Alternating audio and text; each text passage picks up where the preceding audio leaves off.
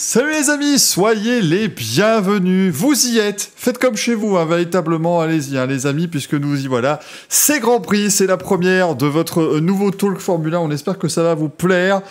Diffusion, le rappel, sur Twitch et sur Next Gen Auto. Visiblement, vous aviez apprécié cette petite incursion qu'on vous avait fait au début de l'année lors des essais hivernaux, donc eh bien on a décidé de renouveler l'expérience. Grand Prix, c'est quoi? C'est votre talk, tous les lundis à partir de 20h30, on va vous parler Formule 1, parce que c'est bien de parler de Formule 1, bien évidemment. On va vous décrypter les Grands Prix quand, comme aujourd'hui, nous sommes dans un lundi qui suit un Grand Prix de Formule 1. Et puis, le reste du temps, bien sûr, nous reviendrons sur les news et nous aurons des petits débats. Tout cela, ce sera assez sympathique. À mes côtés, aujourd'hui, j'ai l'honneur d'accueillir Franck. C'est la première fois qu'on retrouve Franck sur cette chaîne. Franck, écoutez, c'est un peu le grand gourou sur Next Gen. C'est Monsieur Next Gen.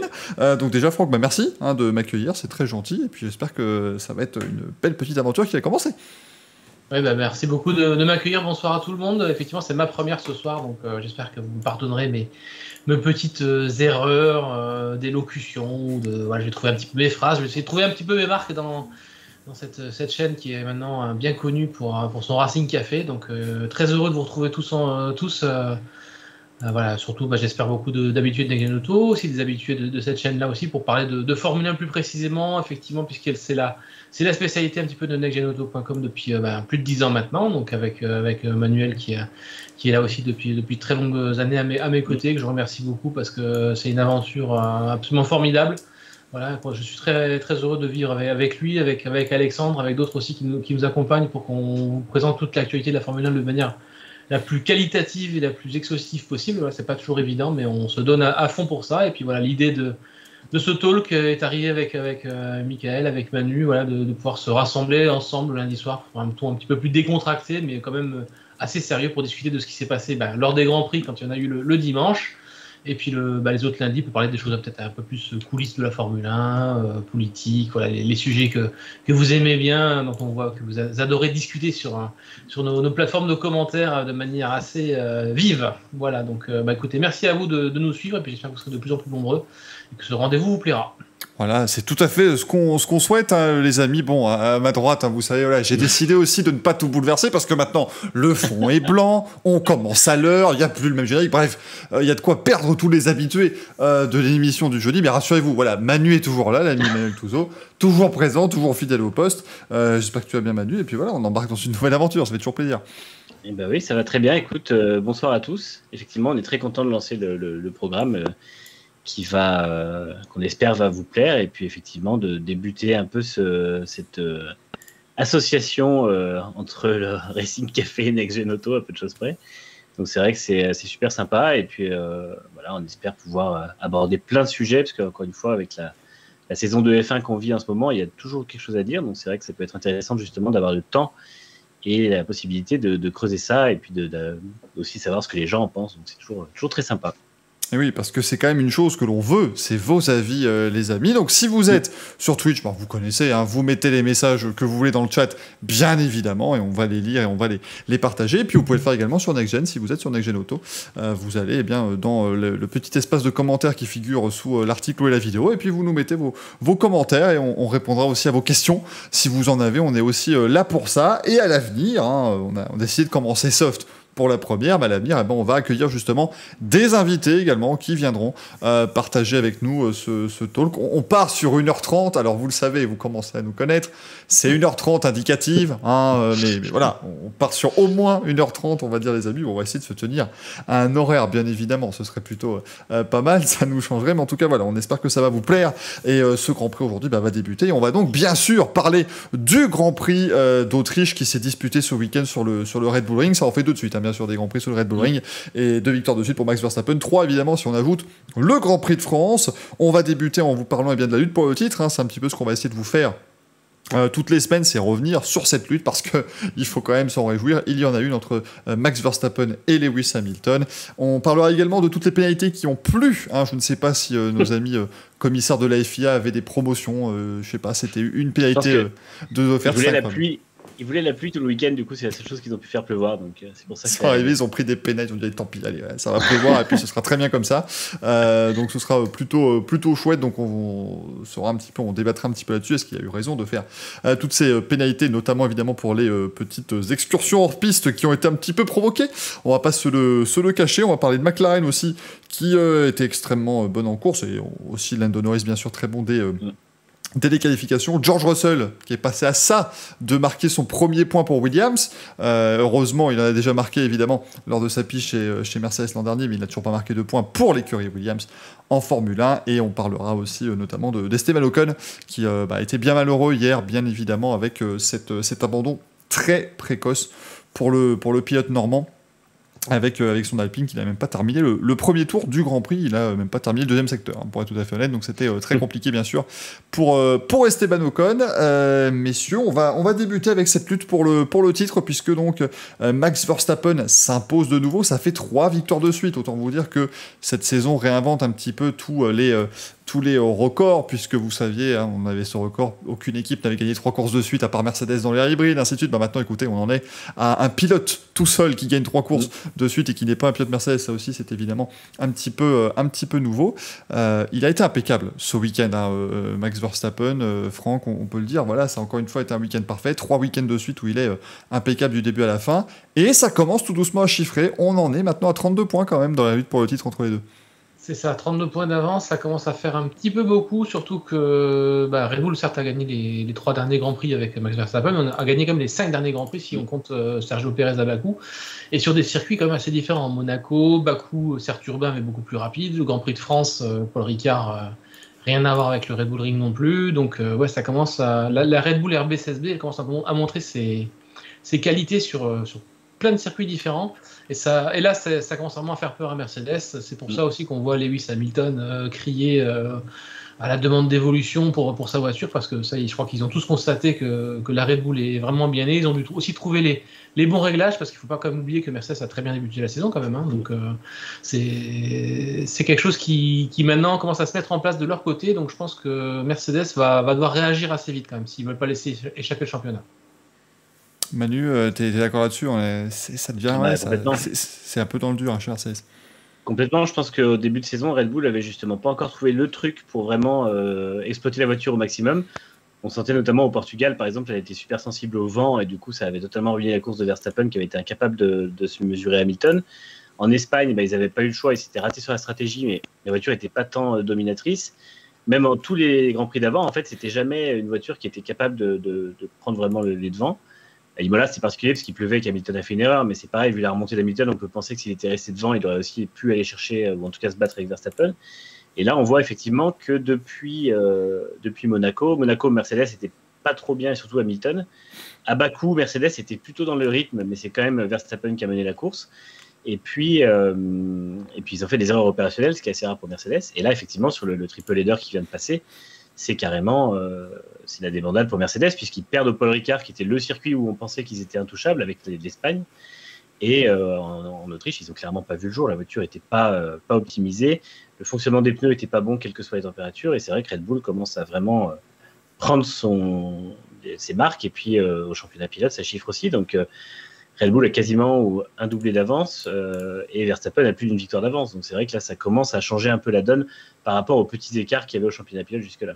Ouais, et moi, ce qui me fait peur aussi, c'est qu'on a vu des écarts qui ont grandi sur la deuxième course au Red Bull Ring, alors que Mercedes était quand même censé tirer des leçons de sa première course face à Red Bull. Et en fait, non, même si Lewis Hamilton est retourné au simulateur à l'usine à Brackley, ils n'ont pas trouvé plus de solutions que ça, même si les pneus en plus étaient plus tendres, donc ça aurait dû leur convenir un petit peu mieux normalement.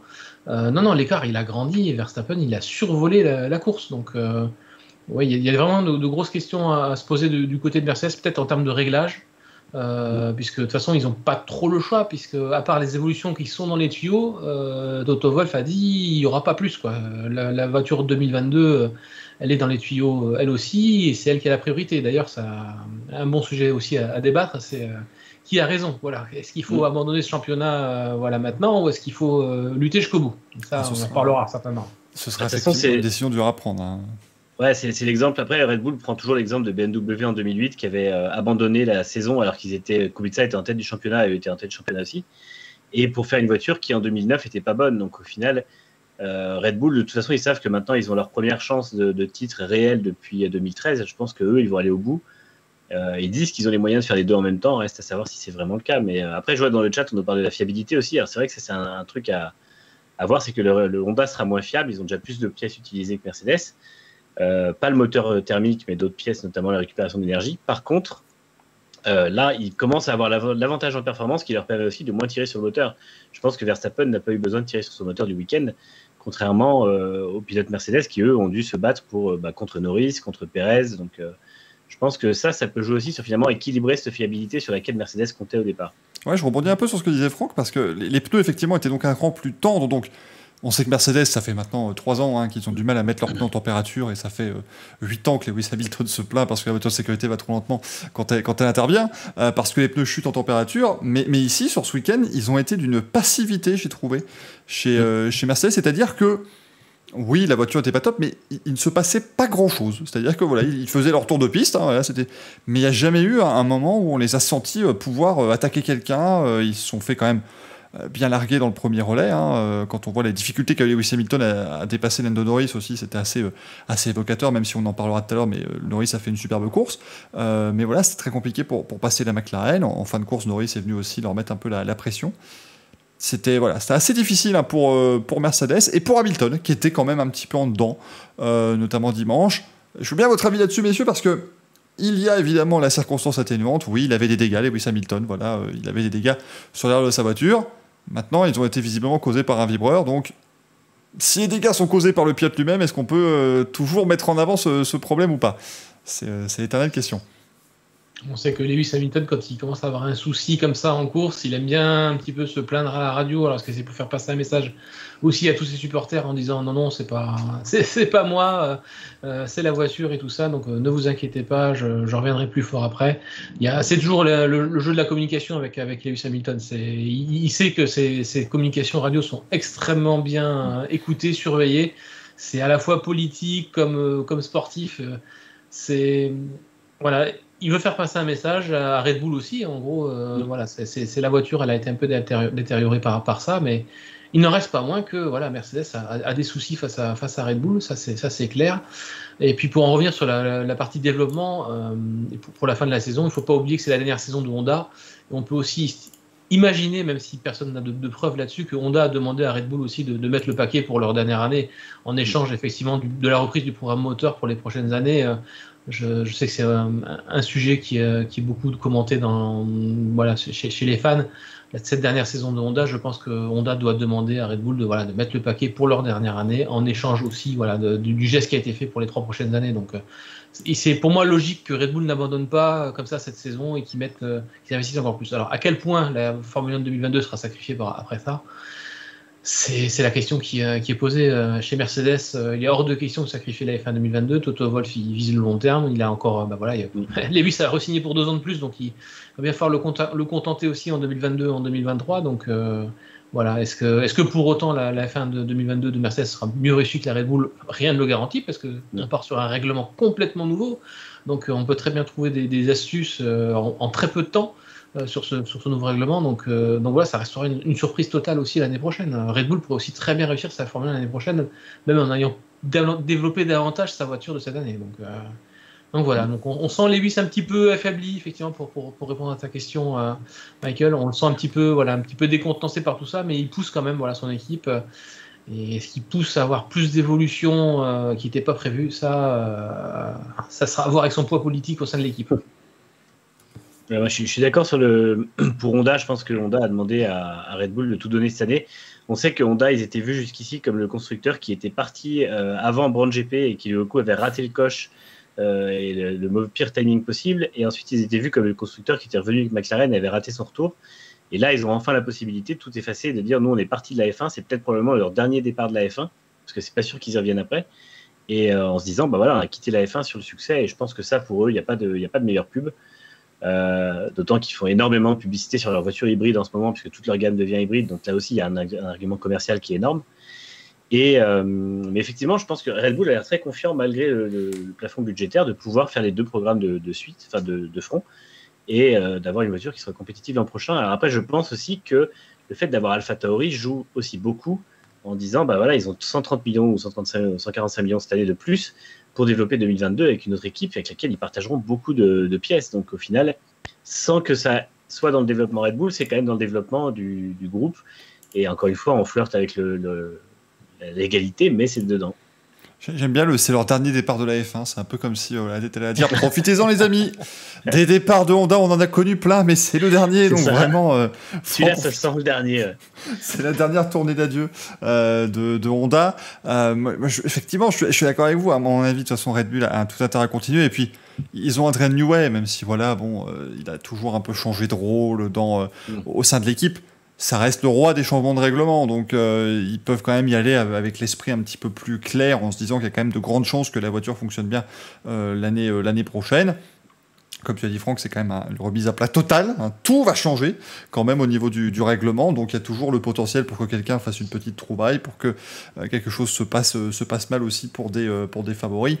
Mais la lutte risque quand même d'être assez splendide, sachant que Mercedes risque fort aussi de continuer parce que même s'ils ont gagné tous les titres depuis 2014, il y a quand même une petite histoire de prestige qui doit rester. On ne peut pas, je pense, abandonner un titre aussi facilement que ça. Puis je pense que ça pourrait quand même être une communication très clinquante, je ne sais pas ce que vous en pensez, mais si Mercedes pouvait dire, voilà, on a fait un cycle réglementaire complet, on n'a pas été battu une seule fois. Ce qui serait quand même du jamais vu et complètement fou. Ah oui, ça serait franchement impressionnant. Après, je pense que Mercedes a aussi envie de prouver qu'elle peut réussir à jongler sur les 2 tableaux, c'est-à-dire 2021-2022. Et on aura une première réponse, je pense, à Silverstone, parce qu'il y a effectivement de nouvelles pièces qui arriveront. Si là, Mercedes arrive à se remettre un peu dans le rythme du Grand Prix de France, qui n'était pas mauvais, il ne faut pas oublier qu'au Grand Prix de France, Mercedes n'était pas loin du tout, au contraire. S'ils arrivent à prouver qu'ils arrivent à remonter un petit peu la pente sur des circuits un peu plus traditionnels, comme le Silverstone avec des virages rapides, ou qui demandent beaucoup d'appui, et effectivement où là les pneus sont beaucoup plus sollicités, donc très facile à mettre en température, rien ne sera joué. En fait, c'est ce qu'on espère tous en tant que fans de F1, que ça rebondisse dans l'autre sens des Silverstone, pour qu'on ait une bataille au championnat qui aille jusqu'à la fin, quoi. On est d'accord que vu que la trêve va arriver au Hungaroring en Hongrie, un circuit qui devrait quand même être très favorable au Red Bull aussi parce que c'est le tourniquet, on est d'accord qu'il faut que Mercedes se reprenne dès le prochain week-end parce que sinon ça va commencer à chiffrer. Mais ne serait-ce que sur le plan mental en fait dans l'équipe, parce que s'ils se reprennent pas sur le Grand Prix qui est le Grand Prix national d'Hamilton, qui est un peu le leur, parce que même si l'équipe a une licence allemande, ils sont à Brackley, donc ils sont à côté de Silverstone. S'ils n'arrivent pas avec la nouvelle voiture à contrer Red Bull et que derrière il y a la pause estivale après un Grand Prix de Hongrie qui normalement sur le papier n'est pas pour eux, ça va être très compliqué de se remobiliser pendant la pause estivale pour se relancer sur une saison où ils auront probablement, si ça se passe mal sur les 2 Grands Prix, il y aura peut-être 40 points d'écart au classement pilote et 50 ou 60 au classement constructeur, ce qui serait vraiment énorme. Encore une fois, c'est pas insurmontable, c'est Mercedes, donc attention, il ne faut jamais les oublier. Mais c'est vrai que là, ils ont besoin de se remobiliser et je pense qu'il faut le faire maintenant parce que si Red Bull vient à remporter 6 ou 7 courses consécutives, ce qui n'a pas été vu depuis la série mémorable de Vettel fin 2013, ça ferait vraiment, vraiment beaucoup, je pense. Tout à fait. On a Formule 80 qui me demande d'ailleurs est-ce que Mercedes ne préparait pas quelque chose pour Silverstone, qui accueille la première qualification sprint, bien sûr, parce que là, c'était aussi une autre question. Max Verstappen, s'il poursuit sa série de faire des superbes week-ends, il peut marquer 29 points s'il marque tous les points possibles à Silverstone. C'est aussi une donnée à prendre en compte. Oui, tout à fait. Effectivement, Mercedes, je pense qu'ils ont tout à jouer là sur Silverstone. C'est là qu'ils vont avoir leur première réponse sur la suite du championnat, en fait. Avec leurs évolutions, avec ce qui va arriver dans les tuyaux. Alors, je sais qu'il y a un petit package aérodynamique qui arrive de l'après. C'est Valtteri Bottas qui a lâché l'information, qui a ensuite été confirmée par Toto Wolff. Voilà, donc il y a une première évolution aérodynamique qui arrive pour Silverstone pour les circuits rapides et une autre qui arrivera à la pause estivale pour Zandvoort, je crois, il me semble. Donc ça, voilà, c'est ce qui a été prévu par Mercedes donc en début d'année en termes de package aéro. Le reste, voilà, il compte vraiment sur l'optimisation de la voiture, des réglages. Et en fait, on va tout savoir assez rapidement finalement. Bon, la Hongrie, je pense qu'ils tablent pas trop dessus parce qu'ils savent que c'est un peu le terrain de jeu de Red Bull. Donc s'ils se font battre en Hongrie, ils seront pas plus affolés que ça. Par contre, si ça commence à être un petit peu plus délicat à Spa ou à Monza, Là, je pense que ça sera une page qui sera vite tournée sur ce championnat-là. Et vraiment, de toute façon, toutes les ressources ont déjà été tournées sur 2022 à croire chez Mercedes. Donc là, ils pourront plus que subir malheureusement sur la fin de championnat. C'est vrai que le problème, c'est que même Spa, finalement, on peut envisager que ce soit compliqué pour eux parce qu'aujourd'hui, ils ont une moins bonne vitesse de pointe, pas à cause du moteur, mais à cause de l'appui aéro. Ils sont obligés de mettre beaucoup d'appui aéro. Et déjà, les années d'avant, c'était ceux qui faisaient le meilleur compromis à mettre plus d'appui pour le deuxième secteur. Mais là, je pense qu'aujourd'hui, s'ils veulent avoir une voiture qui est bien équilibrée dans les virages lents, et je pense que le problème se présentera aussi d'une certaine manière à Zandvoort, ils seront obligés pour avoir des bonnes performances dans les virages lents, ils seront obligés de sacrifier la vitesse en ligne droite et les courbes rapides, et ça va causer problème sur beaucoup de circuits à venir, je pense. Donc c'est vrai que ils doivent vraiment espérer que les évolutions qui arrivent à cette version leur permettront de réduire l'appui sur l'arrière de la voiture, qui est aujourd'hui le gros problème, parce que non seulement ça leur coûte en vitesse de pointe, mais en plus ils ont une fenêtre très limitée pour que les pneus fonctionnent. S'ils mettent trop d'appui, déjà ils perdent de la vitesse, et puis en plus les pneus sont montent un petit peu trop vite en température, et c'est vrai que sinon c'est un peu l'inverse. Donc ils ont pas de marge de manœuvre, alors qu'ils en auraient bien besoin aujourd'hui, et c'est la première fois qu'on voit Mercedes dans cette situation-là depuis 2014, quoi. Ouais, c'est assez intéressant. Vas-y Franck. Non, pourtant, on sait en plus que le moteur Mercedes est très bon, puisqu'on l'a vu dans la McLaren, là au Red Bull Ring, sur les 2 Grands Prix, la vitesse de pointe elle était impressionnante. Donc c'est vraiment une question de traînée aérodynamique ou d'appui un petit peu trop prononcé chez Mercedes qui fait qu'ils perdent beaucoup en ligne droite. Alors c'est certainement pour compenser les difficultés du châssis. Ne nous cachons pas cette chose-là en Formule 1, c'est que quand on met beaucoup d'appui plus que les autres, c'est parce qu'on a des soucis pour faire fonctionner ou les pneus ou le châssis. Après il y a le concept aéro effectivement du high rake qui a été plus favorable à Red Bull dans le contexte de changement réglementaire cette année. Mercedes essaie de compenser comme ils peuvent, mais ils ne pourront pas compenser malheureusement indéfiniment. Donc perdu pour perdu, je ne sais pas. Il faut voir ce qu'ils peuvent réussir à récupérer, mais il faudrait qu'ils arrivent à trouver un compromis entre la vitesse de pointe et la charge pour se remettre au moins dans le bon wagon, quoi. On a un Rosia qui nous dit dans le chat bonsoir, je découvre l'émission, mais rassure-toi, nous aussi. Donc ne t'en fais pas, tu es le bienvenu, c'est la première, donc faut pas s'inquiéter les amis. Vous êtes les bienvenus dans Grand Prix, bien évidemment. C'est vrai que Mercedes, on est aussi, finalement, j'ai l'impression aussi que comme c'est la première année qu'ils sont vraiment en grande difficulté, tout reste, parce que maintenant je vous dis ça, on va voir les gens de chez Alfa Romeo, Williams, toute l'équipe vont dire écoutez, grande difficulté, venez nous voir nous. Là, c'est des grandes difficultés, mais c'est peut-être aussi là qu'on voit justement les limites de leur concept depuis plusieurs années, parce que la voiture a toujours été délicate depuis au moins 2019.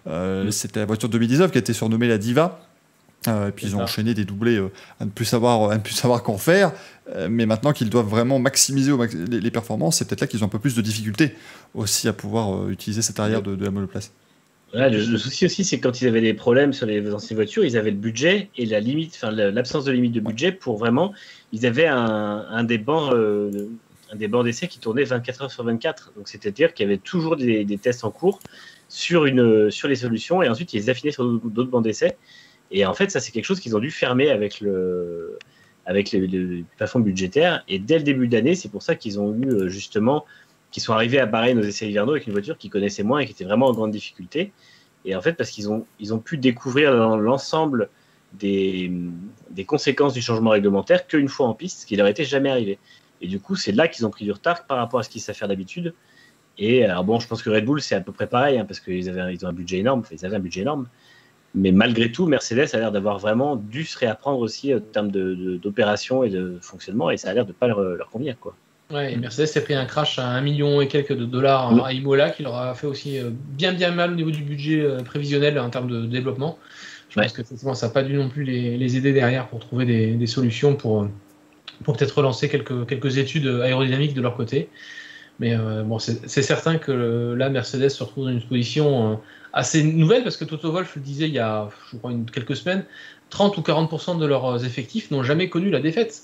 C'est-à-dire que des gens qui ont été recrutés entre 2014 et maintenant, ça fait presque un tiers, entre un tiers et la moitié de l'effectif qui n'a jamais subi la pression de la défaite, pas la défaite d'un seul dimanche, la défaite de plusieurs dimanches de suite.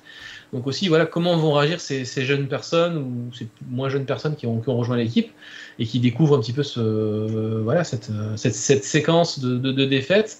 la remobilisation en interne, elle est importante là pour Mercedes.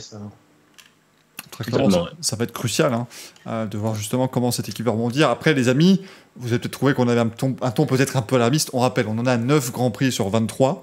De toute façon, il ne faut pas s'inquiéter, c'est jusqu'en septembre. C'est en septembre qu'on va à la mi-saison quasiment. Donc voilà, il faut rester toujours calme là-dessus. On est qu'à 9 Grands Prix sur 23. Il y a 32 points d'écart entre Verstappen et Hamilton au championnat.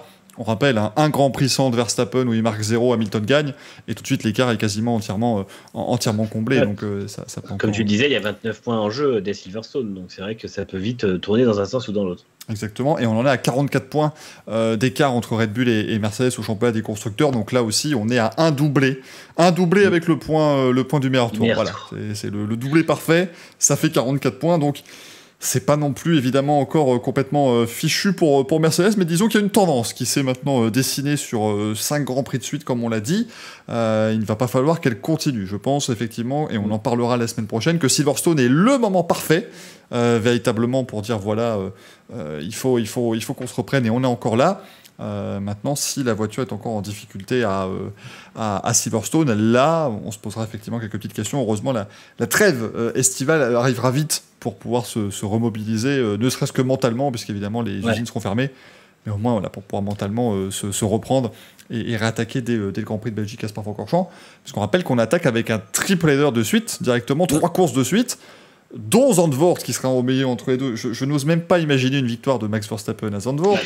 En plus, Zandvoort, c'est un circuit qui semble parfait pour la Red Bull, puisque finalement, c'est que des courbes rapides où la motricité sera essentielle et où l'équilibre sera essentiel. Et de toute façon, Verstappen sera favori, parce qu'en plus, il y aura tout son public. Et Red Bull va forcément prendre cette course Enfin, je pense que celle-ci, ça me paraît vraiment la course qu'ils voudront gagner. Donc c'est vrai que si... Zandvoort et Suzuka, ouais. Ouais, Suzuka, si ça a lieu. Si ça a lieu, voilà, c'est ça, Zandvoort, Suzuka, parce que finalement, c'est là où ils voudront marquer le coup. C'est là où ils peuvent le faire beaucoup, en étant quasiment sûr, parce que c'est des circuits qui correspondent à la voiture. Et effectivement, si Verstappen gagne à Zandvoort, je pense qu'il y aura encore plus de folie autour de sa lutte pour le titre et de sa conquête. Et je pense que chez Red Bull, ça va les galvaniser encore plus. Ah, c'était rien ce qu'on a vu au Red Bull Ring. C'était déjà énorme. Par rapport à ce qu'on pourrait voir à Zandvoort. Heureusement, donc le triple header, on reprendra à Spa, on partira à Zandvoort et on ira à Monza la semaine d'après. Donc 3 circuits qui seront très différents quand même, parce qu'on aura la vitesse qui sera privilégiée à Spa et Monza, mais alors par contre Zandvoort, ça va être un petit côté tourniquet, et là les dépassements seront assez compliqués. Là on a des grands prix à des dates entre guillemets traditionnelles, puisque donc le prochain grand prix c'est en Grande-Bretagne dans 2 semaines, et puis 2 semaines plus tard suivra le Grand Prix de Hongrie, et on fera la petite pause du 1er août au 27 août. Donc ça va être plutôt sympathique. Le point je me demande, est-ce que la Formule 1 et la FIA sont capables de vérifier l'usage des budgets capés par les équipes? Oui, enfin en tout cas je pense qu'ils doivent déjà avoir au moins une idée précise de là où ils le dépensent, et de toute façon ils savent. Depuis l'an dernier en fait ils sont contrôlés. Il y avait un budget à blanc entre guillemets l'année dernière qui était déjà surveillé par tous les mécanismes. Voilà, donc après ils ont des experts comptables, ils ont des cabinets qui ont été mandatés pour ça, qui sont vraiment au sein des équipes pour vérifier les budgets capés. Alors, c'est toujours pareil. Il y a après la théorie du complot qui veut toujours que les grands constructeurs pourraient toujours cacher un développement quelque part, dans une autre structure, dans un autre pays, le développer un petit peu ou le pré-développer pour le livrer de manière un petit peu aboutie à l'équipe. Tiens, j'ai une idée, si on faisait ça. Personne ne pourra jamais vérifier ce genre de choses. Donc ça restera un petit peu l'apanage des grands constructeurs de ce côté-là. Mais non, la surveillance des budgets, elle est quand même sérieuse. Il y a Red Bull, on voit qu'ils commencent aussi à souffrir de la perte de beaucoup de cerveaux, au profit d'Aston Martin d'ailleurs. Donc c'est bien, on voit les transferts qui se rééquilibrent un petit peu en termes d'intelligence humaine. Hein. Donc ça, c'est très important pour la suite. La FIA va arriver chez Mercedes et dire « Écoutez, c'est quoi ce développement de bargeboard pour la nouvelle classe S ? Vous ne trouvez pas un peu de nous, là ?» Il est fou, ça. Je pense que les constructeurs n'oseraient pas trop jouer à ça, dans le sens où ils ont une image commerciale derrière. On voit le mal que ça avait fait à Renault quand ils avaient triché en F1. Je pense, à mon avis, avec un budget limité, s'ils se prennent, ou même on pense à des amendes comme McLaren avait pris en 2007 avec l'affaire d'espionnage. Aujourd'hui, ils prennent 100 millions de dollars d'amende, c'est une catastrophe. Donc, je pense qu'ils s'y risqueront pas. Ils ont tout à y perdre. Et honnêtement, c'est aussi des équipes qui n'ont pas que le budget comme avantage. Encore une fois, Mercedes, oui, ils ont gagné qu'un gros budget, mais ils ont gagné que le même que 2 autres équipes qu'ils arrivaient à battre sur l'opérationnel, sur la voiture, sur tout. Donc, je pense des gens comme Toto Wolff assez intelligents pour ne pas aller chercher des problèmes ailleurs, quoi. Tout à fait. C'est pour ça que je évoquais bien la théorie des complotistes. Voilà, qu'on l'on retrouve partout. C'est pas du tout la théorie que je soutiens, mais voilà. Non, mais c'est sûr que ça se lie. Forcément, avec les budgets plafonnés, c'est sûr que les gens pensent qu'il y a possibilité de les contourner, mais en fait, la FIA fait bien les choses. Encore une fois, la F1 a un règlement très solide, et ça, maintenant, ça a été bien encadré aussi. Voilà donc ce qu'on pouvait dire les amis sur la lutte pour le titre. On en fera évidemment des points réguliers, vous vous doutez bien que ça va nous passionner, on le souhaite toute la saison. Bien sûr, ce duel Red Bull, Mercedes, Max Verstappen, Lewis Hamilton, peut-être Sergio Perez et Valtteri Bottas, qui sait une remontada d'honnêtement je ne sais où, parce que là il faudrait quand même aller et partir de loin pour remonter sur les deux leaders actuels. Ce week-end il y avait quand même un gros morceau lors du Grand Prix, c'est-à-dire toutes ces pénalités que l'on a eu, pénalité de 5 secondes. Alors il y a eu tous les motifs possibles et imaginables. Là, vraiment, vous aviez de quoi... Si jamais, vous aviez... Parce que parfois, la saison est un peu longue, on oublie un petit peu le règlement sportif, on se dit, tiens, j'ai pas toutes les nuances. Là, vous aviez absolument ce qu'il fallait. On a Yuki Tsunoda qui a été notamment pénalisé à 2 reprises parce qu'il avait coupé la ligne blanche à l'entrée des stands. D'ailleurs, il m'a fait rire parce que il dit oui, mais je le fais en essai libre, on m'a jamais rien dit. Mais en fait, c'est ce qu'on disait hier avec Franck, on en parlait. C'est fou que des pilotes de F1 ne connaissent pas le règlement, en fait, parce que c'est la base des choses, la ligne des stands. C'est un truc, ça a toujours été pénalisé, soit d'un drive-through, soit de 5 secondes, soit. Et c'est assez fou que personne lui ait dit que quand il le faisait en essai, il fallait pas qu'il le fasse en course, en fait. Et le pire, c'est qu'il l'a fait une fois en course, donc son équipe a oublié de faire attention. Oui. Mais non, la deuxième, là. Bon, franchement, c'est impardonnable. Puis, de toute façon, la réaction de Yuki Tsunoda à chaud après le Grand Prix, elle était extrêmement laconique. Il a pris sur lui. Il sait qu'il a encore fait des bêtises. Il va encore se faire taper sur les doigts par Franz Tost, Helmut Marko et toute l'équipe de Red Bull. Et il reviendra plus fort. Je ne sais pas où ils vont le déménager. C'est possible dans une grotte en Italie, peut-être. Il ne pourra peut-être voir plus personne cette fois-ci. À potasser le règlement F1 en long, en large et en travers. Mais ouais, non, c'est vrai qu'il les cumule quand même pas mal, quoi. Ouais. Heureusement, il a le temps lent pour lui pour le sauver, mais parce qu'il y a d'autres pilotes comme Nikita Mazepin qui se fait un petit peu tenser à longueur de Grand Prix, à longueur de week-end. Mais bon, Tsunoda, il a encore pour l'instant le talent qui le sauve, mais au bout d'un moment, ça risque de plus passer. Avec Tsunoda, je l'évoquais hier, ce qui est quand même fort, c'est qu'on était au même circuit la semaine dernière. C'est-à-dire que c'est ça. Sur le premier Grand Prix, il aurait fait ça, je comprendrais. Mais là, non, c'était sur le deuxième. Après, on rappelle aussi, quand vous faites une erreur comme ça en essai libre, en général, vous avez simplement une amende. Et comme, de toute façon, l'amende est transmise à l'équipe, et c'est l'équipe, de toute façon, qui la paye, peut-être que les pilotes sont même pas au courant, et voilà, ça ne les occupe pas plus que cela. Effectivement, donc ça, c'était notre ami Nikita Mazepin. On a eu, Yuki Tsunoda, pardon, mais Nikita Mazepin, lui aussi, a eu une pénalité. C'était après le Grand Prix, tout comme Nicolas Latifi, parce qu'il n'avait pas respecté les doubles drapeaux jaunes. Donc on rappelle, un double drapeau jaune, qu'est-ce que ça veut dire quand vous êtes pilote de Formule 1? C'est que vous allez être prêt à ralentir suffisamment jusqu'à vous arrêter, parce qu'il s'est passé un gros incident. Ici, c'était au moment de l'accrochage entre Kimi Räikkönen et Sébastien Vettel. Il y a eu une flopée de pilotes qui se sont retrouvés sous investigation après ça. Finalement, ils ont donné des pénalités à Latifi, à Mazepin. On a l'impression qu'ils ont quasiment sorti les noms du chapeau, et ça aurait pu tomber un peu sur n'importe qui. C'est un peu le souci, je vois Xoran dans le chat qui dit qu'on aimerait bien voir les vitesses. C'est vrai que la FIA communique pas assez parce qu'on ne sait pas pourquoi. Il y a 8 pilotes convoqués, il y en a 2 qui sont pénalisés, et en fait sur les 6 qui ne sont pas pénalisés, on dit en gros la justification de la FIA, c'est on a regardé les données, ils ne sont pas pénalisés, et sur ceux qui sont pénalisés, c'est on a regardé les données, ils sont pénalisés, mais en fait il n'y a pas de transparence, et du coup alors j'imagine qu'ils allaient plus vite et j'imagine qu'ils ont moins ralenti, et je pense que la FIA gagnerait vraiment on aurait moins l'impression que c'est une loterie si jamais ils étaient vraiment transparents sur ce qu'ils ont trouvé dans les données, en fait. Parce que dire on a regardé les données, c'est le principe même d'une enquête, donc il n'y a pas à justifier ça, quoi. Tout à fait. Et Mazepin s'est en plus même emporté après le Grand Prix quand il a été interrogé. Il dit même qu'il y a une Formule 1 à 2 facettes. Voilà, c'est qu'il y a les pilotes un peu reconnus, connus, sur lesquels on tape sur les doigts, mais de manière on fait doucement. Voilà, on n'en fait pas trop. Et puis voilà, les autres sur lesquels il faut qu'on fasse un exemple. Donc ils se sentent un peu décontenancés par ce jugement. Effectivement, de manière, comme je rejoins Manu, pour être sûr de la pénalité, il faudrait les vitesses de passage à l'endroit pour qu'on juge effectivement si ça a été assez faible pour être pénalisé ou non, quoi. Et donc, mais c'est... c'est toujours aussi compliqué parce que là, ils indiquent notamment, voilà, j'ai eu notamment la décision pour Giovinazzi, le pilote a pris des bonnes décisions, a pris des bonnes dispositions sur l'incident, et pour Latifi et Mazepin, c'est indiqué, ils n'ont pas ralenti suffisamment. Là, on est aussi d'accord sur quelque chose, c'est-à-dire que c'est un mot quand même suffisamment large, suffisamment, dans le cas-là. Je suis Mazepin, je peux dire, bah, j'ai perdu 14 km/h, est-ce que 14 c'est pas assez, 15 ça aurait été mieux, enfin... On peut aussi le jouer problème, c'est que ça fait suite au même incident à Bakou où il y avait eu justement McLaren avait dit que Tsunoda n'avait pas assez ralenti. Et en fait, Mazzi avait juste dit oui, mais de toute façon, on ne peut pas pénaliser tout le monde. Et ben, en fait, le problème, c'est que là, on a l'impression que du coup, il ne voulait pas reproduire le même schéma qu'à Bakou où il a pénalisé personne. Du coup, on a l'impression qu'il a pris les deux plus loin dans le classement, qu'il les a pénalisés pour dire voilà, regardez, on prend des actions quand même, sans que ça ne change l'issue du Grand Prix de là où ça comptait. Et toujours pour s'éviter une pénalité collective. Et je pense qu'un jour ou l'autre, la Formule 1 va devoir comprendre qu'il faut une pénalité collective. Parce que finalement, samedi, ça n'aurait pas été anormal de mettre une pénalité collective aux 3 qui ont ralenti entre les virages 9 et 10, plutôt que pénaliser que Vettel. Et dimanche, mettre une pénalité collective à ceux qui n'avaient pas assez ralenti sous le double drapeau jaune.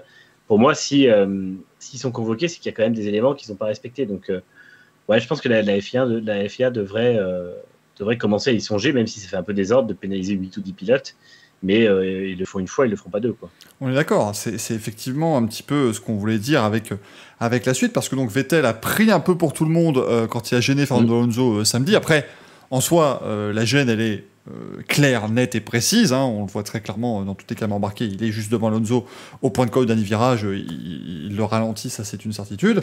Après, ça vient parce que Vettel a le droit lui-même de ralentir parce que devant ça ralentissait, ça met aussi en lumière deux situations qui étaient dangereuses, qu'on a vues lors des qualifs du week-end dernier et de ce week-end-ci, où on a cette espèce d'embouteillage dans les données de virage pour pouvoir se lancer pour le bon tour. Effectivement, à un moment donné, il va peut-être falloir mettre justement les pénalités qu'il faut. Alors ici, donc, on avait déjà ces deux raisons-là. On a eu aussi des pénalités, notamment pour Lance Stroll qui a été trop vite dans la voie des stands. Ça, ça, évidemment, encore une fois, ils ont un bouton, ils ont un limiteur de vitesse. Ça se trouve, il est rentré un tout petit peu trop fort. Et il est passé 4 km trop vite, ça encore une fois c'est plutôt clair comme pénalité. Et on a eu des pénalités pour Lando Norris et pour Sergio Pérez, qui a réussi quand même l'exploit d'en avoir deux, ça c'est très très fort, Sergio Pérez, pour avoir forcé des pilotes en dehors de la piste. Et ça, évidemment, l'incident avec Lando Norris, c'était ce qui a fait le plus parler. Lando Norris, qui était donc deuxième du Grand Prix en tout début d'épreuve, Sergio Pérez a tenté de le dépasser par l'extérieur, et il s'est retrouvé dans les graviers. La FIA a pris son temps, aussi, ça on va pas se le cacher, même s'ils avaient sans doute d'autres choses à régler à ce moment-là, mais ils ont pris leur temps pour donner justement cette pénalité à Lando Norris. C'était beaucoup plus rapide quand Sergio Pérez faisait la même chose avec ses petits camarades un peu plus tard. Déjà messieurs, voilà, qu'est-ce que ça vous inspire? Est-ce que pour vous, Lando Norris sur cet incident-ci très précisément mérite ces 5 secondes de pénalité? Je vais commencer par toi, Franck. On ne s'est pas concerté avant, donc on a chacun nos avis, je pense, là-dessus. Donc je voulais préciser pour tout le monde. Alors, c'est vrai qu'il y a la philosophie du Let Them Race. La philosophie du Let Them Race, ça veut dire, dans les premiers tours de course notamment, il y a une certaine tolérance de la part de la FIA, parce que voilà, les pilotes cherchent à se placer en piste, à dépasser là où c'est possible, les pneus ne sont pas encore tout à fait chauds, on tente des choses. Pour moi, Lando Norris, il a effectivement tenté de passer Sergio, tenté de passer ou de conserver sa place. Il conserve sa place. Conserver sa place, voilà. Donc Pérez, il a quand même forcé un peu sur ce coup-là. Donc je suis pas forcément d'accord sur la pénalité de Lando Norris. Je trouve que c'est peut-être pour ça que la FIA d'ailleurs a peut-être mis un peu de temps pour réagir aussi. Peut-être qu'ils se sont dit est-ce qu'on se penche dessus ou pas. Donc il y a eu pas mal de questions qui se sont posées entre nous sur les réseaux sociaux pour savoir s'il fallait ouvrir une enquête ou pas. Finalement, ça a été fait. C'est assez difficile de trancher en fait. C'est du 50-50. On peut effectivement se dire que Lando Norris avait parfaitement conscience que Sergio Pérez était là. Il avait parfaitement conscience des limites de la piste et il savait très bien qu'en continuant comme ça, Pérez se retrouvait dans les graviers avec au moins 2 roues. Donc c'est peut-être ça qui a été pénalisé en fait. C'est qu'il aurait pu resserrer un peu plus la trajectoire de son côté parce qu'il savait que Pérez était là juste à côté de lui dès l'entrée du virage. Ça aurait été en sortie de virage un peu plus tard dans le Grand Prix ou autre chose. Effectivement, ça aurait été un peu plus pardonnable. Mais pour moi, là, sur le coup, je trouve assez mérité. Mais pas de beaucoup. Je veux dire, si c'est pas un 50-50, moi, c'est un 60-40. Voilà. Après, on n'est pas dans l'action avec les pilotes au moment opportun. C'est toujours difficile de pénaliser en n'étant pas dans la voiture. Mais bon, il y avait quand même la conscience de l'action dès le départ. Donc c'est peut-être pour ça que ça a été pénalisé, je pense, sur ce coup-là. Manu ? Ouais. Non, je suis d'accord. En fait, pour moi, c'est quand les pilotes se battent proprement, ils doivent laisser la place à gauche ou à droite. On l'a même vu en F3 le matin où il y a eu des belles batailles entre plusieurs pilotes, notamment Leclerc et Novalak, qui ont fait des batailles dans ces virages-là. Et en fait, quand un pilote à l'intérieur et qu'il a quelqu'un à l'extérieur, si il veut lui laisser la place, il est obligé de plus ralentir parce que forcément, il n'a pas la bonne trajectoire. Et du coup, c'est le risque de défendre à l'intérieur. On prend une trajectoire qui est moins optimale et on est obligé de perdre de la vitesse pour laisser sa place. Et là, en fait, Norris prend la trajectoire la moins optimale pour défendre initialement sur Pérez. Et derrière, il prend sa trajectoire comme si Pérez n'était pas là pour reprendre plus de motricité. Mais s'il laisse la place, par exemple, si on est sur un circuit urbain et qu'il y a un mur à côté, il laisse la place pour ne pas le mettre dans le mur, et ben forcément, il va être obligé de réduire sa vitesse et Pérez passera à l'extérieur. Et en fait, pour moi, du coup, à partir de là, la pénalité est justifiée. De même qu'elle est totalement justifiée, les deux prend Pérez derrière. Alors, c'est marrant parce que Red Bull vient se plaindre que Pérez a été mis dehors par Norris, et puis finalement, vu que Norris a été pénalisé suite à la plainte de Red Bull, bah forcément, Pérez est aussi pénalisé doublement quand il le fait contre Leclerc. Donc ça, c'est un peu comme Mercedes la semaine d'avant qui demande de la sécurité dans les stands et puis que Bottas fait un tête à queue dans les stands derrière où finalement, ça se retourne contre eux. Mais au final, je trouve que les pénalités étaient non seulement plutôt justifiées, elles n'étaient pas disproportionnées parce que 5 secondes, il n'y a pas besoin de plus non plus, il n'y a pas eu mort d'homme. Et elles ont été vite distribuées. Moi, j'ai trouvé que c'était, pour le coup, c'était ces deux incidents, 3 si on compte les deux de Pérez, étaient bien gérés. C'est ça. Et puis les accidents de Pérez étaient encore plus clairs là, par Norris. Donc là, c'est tombé rapidement. Là, c'est comme si Leclerc n'était pas là. Voilà, chaque fois, les deux fois, c'est qui la Ferrari là, non, tu passes pas, c'est pas possible. En plus, il savait déjà qu'il avait vraiment été frustré de son Grand Prix, le Mexicain, en étant reparti 10e après son incartade en hors-piste suite à la mise hors piste par Norris, excusez-moi. Et du coup, je pense qu'il était aussi un peu frustré et du coup beaucoup plus agressif que d'habitude parce qu'on voit normalement beaucoup mieux gérer ses courses. Et là, en fait, il a fait vraiment comme si Leclerc n'était pas là. Et donc, pour moi, c'était là aussi totalement justifié. Alors, certes, il n'y a pas mort d'homme, mais ça peut être dangereux quand même. Sans graine, ça peut être dangereux. Et puis, en fait, on a retrouvé le Pérez un peu il m'a fait penser au Pérez de Singapour 2018 où il s'accroche en début de course avec Ocon sur un même truc comme ça. Il lui laisse pas la place à l'extérieur, il le met dans le mur. Derrière, il prend une pénalité, il est énervé. Et en fait, il prend pas de pénalité, mais il a des dégâts, donc il passe au sang, il est énervé. Et après, il fait la même chose à Sirotkin, qu'il tasse dans le mur, et là, il prend une pénalité. Et c'est vrai que c'est totalement ce que fait Pérez quand il est un peu sur la défensive. Et je pense qu'il ne s'attendait pas à se retrouver si loin. Et après, il a été sous la menace des Ferrari. Et en fait, il n'a pas accepté de se laisser passer. Donc, oui, pour moi, la FIA a très vite décidé. Et de toute façon, vu que c'était des incidents un peu miroirs de Norris, il n'y avait pas de raison de tergiverser 10 minutes sur le fait de savoir s'ils mettaient la même pénalité. Je suis d'accord sur les 3 pénalités. Surtout, pour moi, elles deviennent nécessaires parce qu'à un moment donné, si tu autorises les pilotes à faire ça, ça devient n'importe quoi. Je vais porter d'ailleurs, les amis, la casquette de la mauvaise foi tout de suite à quelques instants, bien évidemment, parce que quand Fernando Alonso le fait, c'est beau, quand c'est les autres, c'est moins bien. Non, mais c'est pour être honnête, les dernières années d'Alonso chez McLaren, moi, je suis désolé. Mais bon, toutes les défenses et tous les dépassements, c'était toujours la même chose, c'est-à-dire qu'il rentrait dans le virage et puis mettait un coup de volant quasiment pour sortir les autres pilotes. On ne disait jamais rien parce que de toute façon, que voulez-vous, il se bat pour la 15e place, qu'est-ce qu'on peut en faire? On disait quel super compétiteur ce Fernando. Ici, c'est un peu le truc. Alors, Nico nous dit dans le chat, Norris est toujours devant, à aucun moment Pérez n'est à hauteur.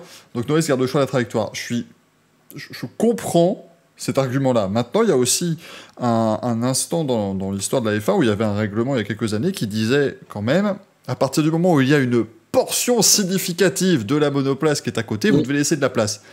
Quand on regarde le replay, à partir du moment quand même où, à la sortie du virage, les roues avant de Pérez sont au niveau des roues avant de Norris, j'estime qu'on est dans le cas de la portion significative de la voiture. Ouais. Donc, c'est-à-dire que c'est trop facile dans ce cas-là. C'est trop facile de dire, je prends l'intérieur pour l'entrée du virage, comme ça on ne me dépasse pas à l'intérieur, et puis je sors le gars à l'extérieur pour quand même conserver cette super trajectoire, mais finalement j'ai tout gagné.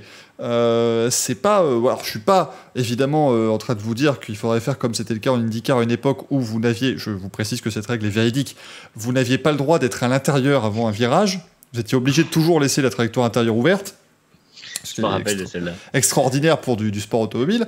Je vous dis pas qu'il faut aller jusque-là, mais il faut à un moment aussi mettre des pénalités. C'est un petit peu ce qui a été reproché au règne de Michael Masi qui est arrivé tout début 2019 suite au décès malheureusement de Charlie Whiting, qui était du côté, allez, on les laisse un peu piloter, il y a toujours, et on en parle souvent, on met peut-être pas assez de pénalités, on en parlait tout à l'heure avec les pénalités groupées qui auraient peut-être été méritées.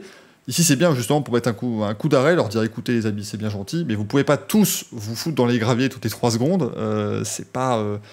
Il y a aussi une question d'image, je pense, vis-à-vis des jeunes pilotes qui regardent ça. Parce que si vous êtes un jeune qui débutait en karting et que vous voyez, imaginons Lando Norris n'a pas de pénalité là-dessus, qu'est-ce que vous allez faire lors de la prochaine manche de karting? Vous allez faire pareil. Et puis c'est des comportements qui vont rester. Je suis tout à fait d'accord. Ouais. En plus, ouais. Pardon, Manu, les pénalités en fait en Formule 1, ce sera un débat qui sera éternel. Quand il y en a trop, on s'en plaint, et quand il n'y en a pas, on s'en plaint aussi. Donc au bout d'un moment, c'est bien qu'il y ait des règles qui soient assez bien écrites, et je pense que la FIA sur ce coup-là, elle a plutôt bien géré les choses. Il y a des exemples quand même assez récents où à chaque fois qu'il y a des accrochages au départ ou dans une chicane ou autre, il n'y avait pas de jugement très clair, tout le monde s'en plaignait. Là, ça fait quand même quelques mois, voire même quelques années, je pourrais dire, où c'est quand même rarement critiqué à ce niveau-là. Après, il y a d'autres choses qui sont plus critiquables au niveau de la FIA, mais le panel de commissaires, il a quand même réussi à prendre une certaine distanciation par rapport à ce qui se passait en piste pour pouvoir juger les choses de manière objective. Donc voilà, maintenant dire comme Norris s'est emporté toujours furieux, voilà, par rapport à sa pénalité, qu'il faudrait plus ce système-là de pénalité, qu'il faudrait tout revoir et tout, il faut quand même rappeler que le système de pénalité, il est établi d'un commun accord chaque année et revu chaque année entre la FIA et les équipes. Et les pilotes sont aussi consultés au sein du GPDA, donc ce sont des règles qui sont approuvées par les pilotes et par les équipes. Donc ça permet aussi que ça soit pas la foire, hein, soyons clairs. C'est bien le mot. Il faut pas de foire, c'est pas possible. Quand vous avez des monoplaces qui se battent à 320, 330 à l'heure, il faut quand même attendre un certain comportement des pilotes en piste. On pense notamment au mouvement, au freinage, notamment quand on arrive en freinage en bout de ligne droite à plus de 300 à l'heure. On peut pas se retrouver avec un pilote qui change de trajectoire au dernier moment. C'est totalement, ce serait du suicide pour la personne devant et un meurtre pour la personne derrière, quoi. Il faut vraiment qu'il y ait ce genre de règlement, même si voilà les puristes diront toujours laissons-les se battre et se comporter comme ils veulent en piste. Ce n'est pas possible, pas avec ce genre d'engin. C'est beaucoup trop puissant, c'est beaucoup trop rapide. Il faut éviter la foire, clairement. C'est ça, de toute façon, on l'a vu même après avec Vettel et Raikkonen, le moindre décalage qui n'est pas calculé comme il faut peut avoir des conséquences importantes. Là, ça va, il ne faut pas les taper les murs et tout ça, mais c'est le genre d'accident qui peut vite partir en vrille. Donc, c'est bien que la FIA mette des limites. Et en plus, on a vu avec Alonso et Russell que c'est un circuit sur lequel on peut faire des duels qui soient vraiment propres et vraiment intenses. Donc, parce que, en fait, et comme tu disais tout à l'heure, Michael, le truc, c'est que les jeunes pilotes doivent aussi avoir cet exemple-là de la F1 où ils regardent là où ils veulent aller et voir que c'est propre, parce que souvent la F2 c'est un peu limite sur les duels, et la F1 a besoin justement de pilotes. Encore une fois, s'ils sont là, c'est qu'ils savent piloter dans les limites de ce qui est acceptable, et ils sont censés connaître les limites de leur voiture, connaître les limites de leur adversaire et savoir ce qu'il faut faire, laisser la place, etc. Et là, hier, concrètement, c'est vrai que encore une fois, je reviens à cette lutte entre Novalak et Leclerc en F3, mais parce que c'était la chose la plus propre qu'on ait vue jusqu'à la fin de course F1, où ensuite, vraiment, le duel Alonso-Russell était beaucoup plus intense et propre. Mais on a vu beaucoup de choses assez limites de la part de Norris et Perez, et je pense que oui, effectivement, il n'y avait pas de raison de ne pas les pénaliser. Encore une fois, il y avait la place, et si on défend à l'intérieur, il faut. Là, tout pilote qui défend à l'intérieur sait que la contrepartie, c'est de perdre du temps à la sortie et à la motricité. Donc, à partir de là, pour moi, il n'y a pas de débat, quoi. C'est ça, on ne peut pas tout avoir, on ne peut pas avoir le beurre et l'argent du beurre. À un moment donné, voilà, tu te mets à l'intérieur pour défendre, bah, tu auras le désavantage à la sortie, mais tu as eu l'avantage à l'entrée du virage. Donc à un moment donné, ça reste du sport auto. On y reviendra tout à l'heure, évidemment, la bagarre Russell-Alonso, puisqu'on parlera de la course de George Russell. Il faut dire que ça avait des allures, alors des fois de combat, mais c'était presque rigolo à voir Alonso qui était dans un état. On sentait quand même que l'Alpine n'était pas super simple à piloter, mais qu'il avait beaucoup plus de grip quand même que Russell devant lui. Donc c'était une situation qui était assez particulière, et ça a été une grande galère pour finalement un dépassement qui a été d'une simplicité déconcertante pour Fernando Alonso. Mais en tout cas, oui, on est plutôt d'accord sur les nombreuses pénalités. J'ai oublié évidemment Antonio Giovinazzi aussi, qui a été pénalisé de 5 secondes pour avoir dépassé sous régime de voiture de sécurité officiellement, c'est-à-dire qu'au restart, il est simplement dépassé trop tôt le pilote devant lui. Là aussi, c'est des cas très, très simples, hein. Donc ça, pour les commissaires, c'était c'est comme la pénalité de Raikkonen, c'est pareil, les commissaires ont immédiatement dit que c'était lui, ils ont mis 20 secondes, et c'est vrai que c'était justifié, puisque de toute façon, l'accrochage, il n'y avait pas trop de débat non plus entre Vettel et Raikkonen sur qui était vraiment responsable. Donc non, moi j'ai trouvé que les pénalités étaient globalement bonnes, de toute façon, hier. Après, il y a juste cette histoire des pilotes convoqués et qu'on en punit 2 sur 8 où il n'y a pas assez de transparence, mais après j'imagine qu'ils ont les données qu'il faut. C'est-à-dire que pour Vettel Raikkonen, moi je comprends ceux qui trouvent que Vettel part vers la gauche parce que c'est le cas, hein, il ne colle pas au côté droit de la piste, mais à un moment donné, dans ces cas-là, c'est quand même le pilote de derrière qui doit jauger correctement. Alors on va me dire que dans ce cas-là, Pérez, il a une pédale de frein et il peut très bien ralentir quand Norris le pousse. C'est pas la même situation, dans le sens où le décalage de Vettel à ce moment-là est beaucoup plus subtil, c'est quelque chose qui se voit très régulièrement. Vettel ne fait pas de coup de volant et en plus il prend quand même le point de corde de cette petite ligne droite légèrement en virage. Et Raikkonen, je pense qu'il avait des problèmes de stabilité de la voiture parce qu'on voit qu'il met 2 coups de volant. Je ne suis pas sûr que les coups de volant soient volontaires ni qu'ils sont évidemment pas là pour aller toucher l'Aston Martin, mais je pense qu'il a eu des soucis et on voit que la voiture est pas stable et en fait c'est lui qui revient trop vers la voiture. Mais après moi c'est pas pour dire Raikkonen a fait n'importe quoi, c'est dire effectivement là il a fait une erreur et je veux pas Vettel se décale légèrement, mais après il a quand même avant d'être totalement devant, il a quand même bien pris le point de corde, donc pour moi il a fait ce qu'il fallait, il pouvait pas non plus il relâche pas son volant, il relâche pas son virage. Oui, tout à fait. Je pense que Kimi a été un peu surpris peut-être par Vettel qui n'était pas forcément ultra collé au côté droit de la piste. Et j'ai aussi vu, comme toi, Manu, les mouvements effectivement en sortie de virage. Alors, il devait être bien en délicatesse avec ses pneus. À mon avis, il ne devait plus avoir grand-chose comme pneus à l'arrière. Et peut-être qu'il s'est fait un peu surprendre à la réaccélération et qu'en voulant maîtriser, il n'a peut-être pas fait attention effectivement à Vettel devant lui. Est-ce que c'est aussi une erreur d'inattention, parce que certains ont aussi supposé ça, parce qu'il nous a quand même fait une belle boulette au départ du Portugal aussi sur son pied. Voilà, est-ce qu'il est un petit peu nonchalant, il n'aurait pas fait attention sur ce côté. J'y crois pas trop, hein, pas à ce moment de la course, mais voilà. Il avait l'air concentré sur Russell devant aussi, alors peut-être ça a joué. C'est vrai qu'on a l'impression depuis quelques Grands Prix qu'au niveau capacité à se mouvoir dans l'espace, à comprendre tout ce qui se passe autour de sa voiture, c'est un peu plus compliqué pour le Père Kimi, mais ça n'enlève rien au fait qu'il arrive toujours à faire des bonnes courses quand même. Et, voilà, il fait des belles remontées. Maintenant, il va peut-être falloir remettre un petit coup de peps pour les qualifs pour réussir à faire les mêmes qualifs que Giovinazzi, et ça pourrait l'aider chez Alfa Romeo.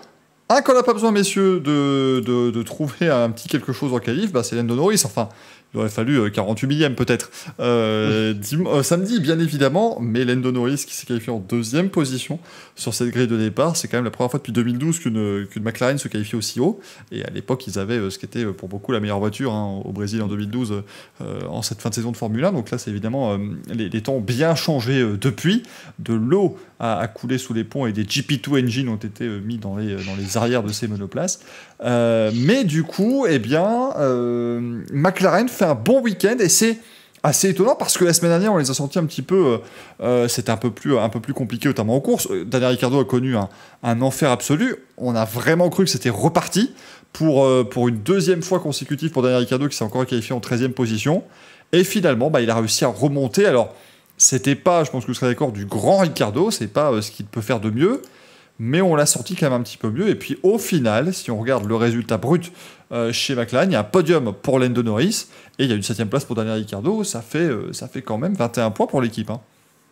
C'est ça, on voit bien que McLaren a réussi à faire ce que Mercedes aurait dû faire, c'est-à-dire optimiser son 2e week-end avec de meilleurs réglages, réussir à faire mieux en qualification et aussi mieux en termes de rythme de course, parce qu'il fallait pas oublier que les McLaren étaient à un tour une semaine avant, quoi. Donc, y compris Lando Norris.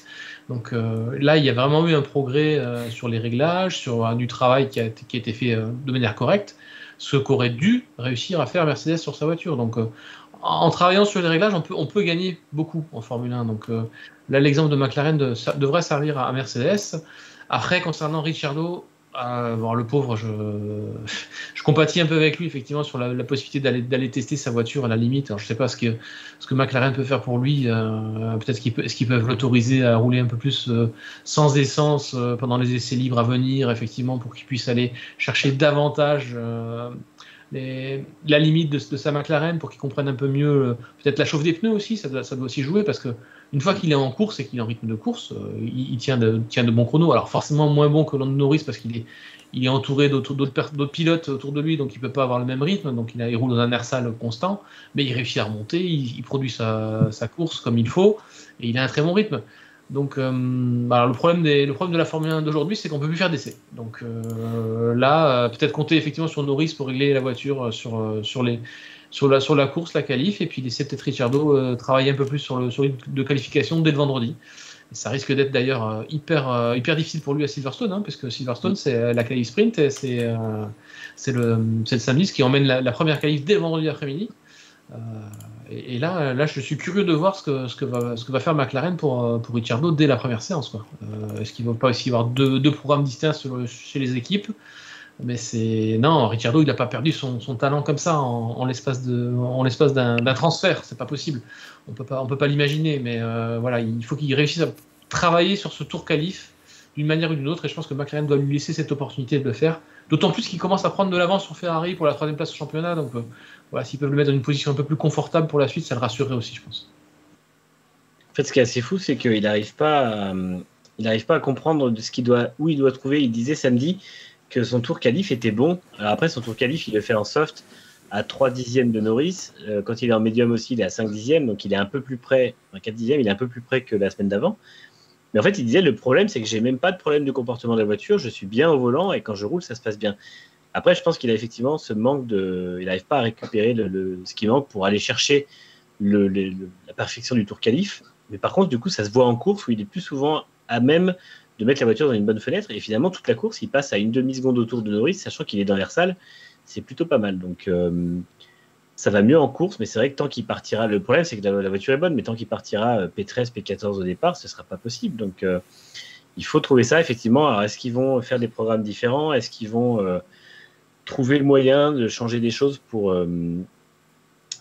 qu'il soit plus en confiance avec la voiture? Je pense qu'il y a un manque de confiance quand même pour la pousser vraiment à fond. Le problème, c'est qu'on en revient toujours au budget plafonné. Ils n'ont pas l'argent pour dire on va changer, mettre des pièces spéciales pour ça, parce que finalement, il y a des petits développements qui pourraient sûrement aider. Même forcément, quitte à pas avoir exactement la même voiture, mais encore une fois, quand on a 145 millions et 2 programmes à gérer de front, il n'y a pas la place pour ça. Donc, c'est pas impossible que Ricciardo ait du mal jusqu'à la fin de saison. Je pense que ça va faire que en s'améliorant, mais c'est vrai qu'il faudra peut-être attendre l'an prochain où là, la voiture sera toute neuve et il aura bossé dessus pour finalement retrouver quelque chose de plus serein de son côté.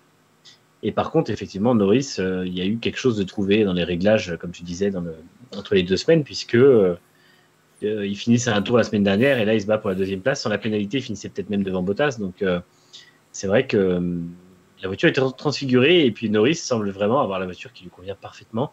Je pense que l'an dernier, McLaren a tout misé sur lui pour le développement de la voiture puisque Sainz partait. Et effectivement, ça se voit que là, il est vraiment en osmose avec la voiture tout le temps. Encore une fois, il fait une 8e place. Sinon, c'est que des top 5, dont 3 podiums cette année. C'est juste phénoménal, quoi.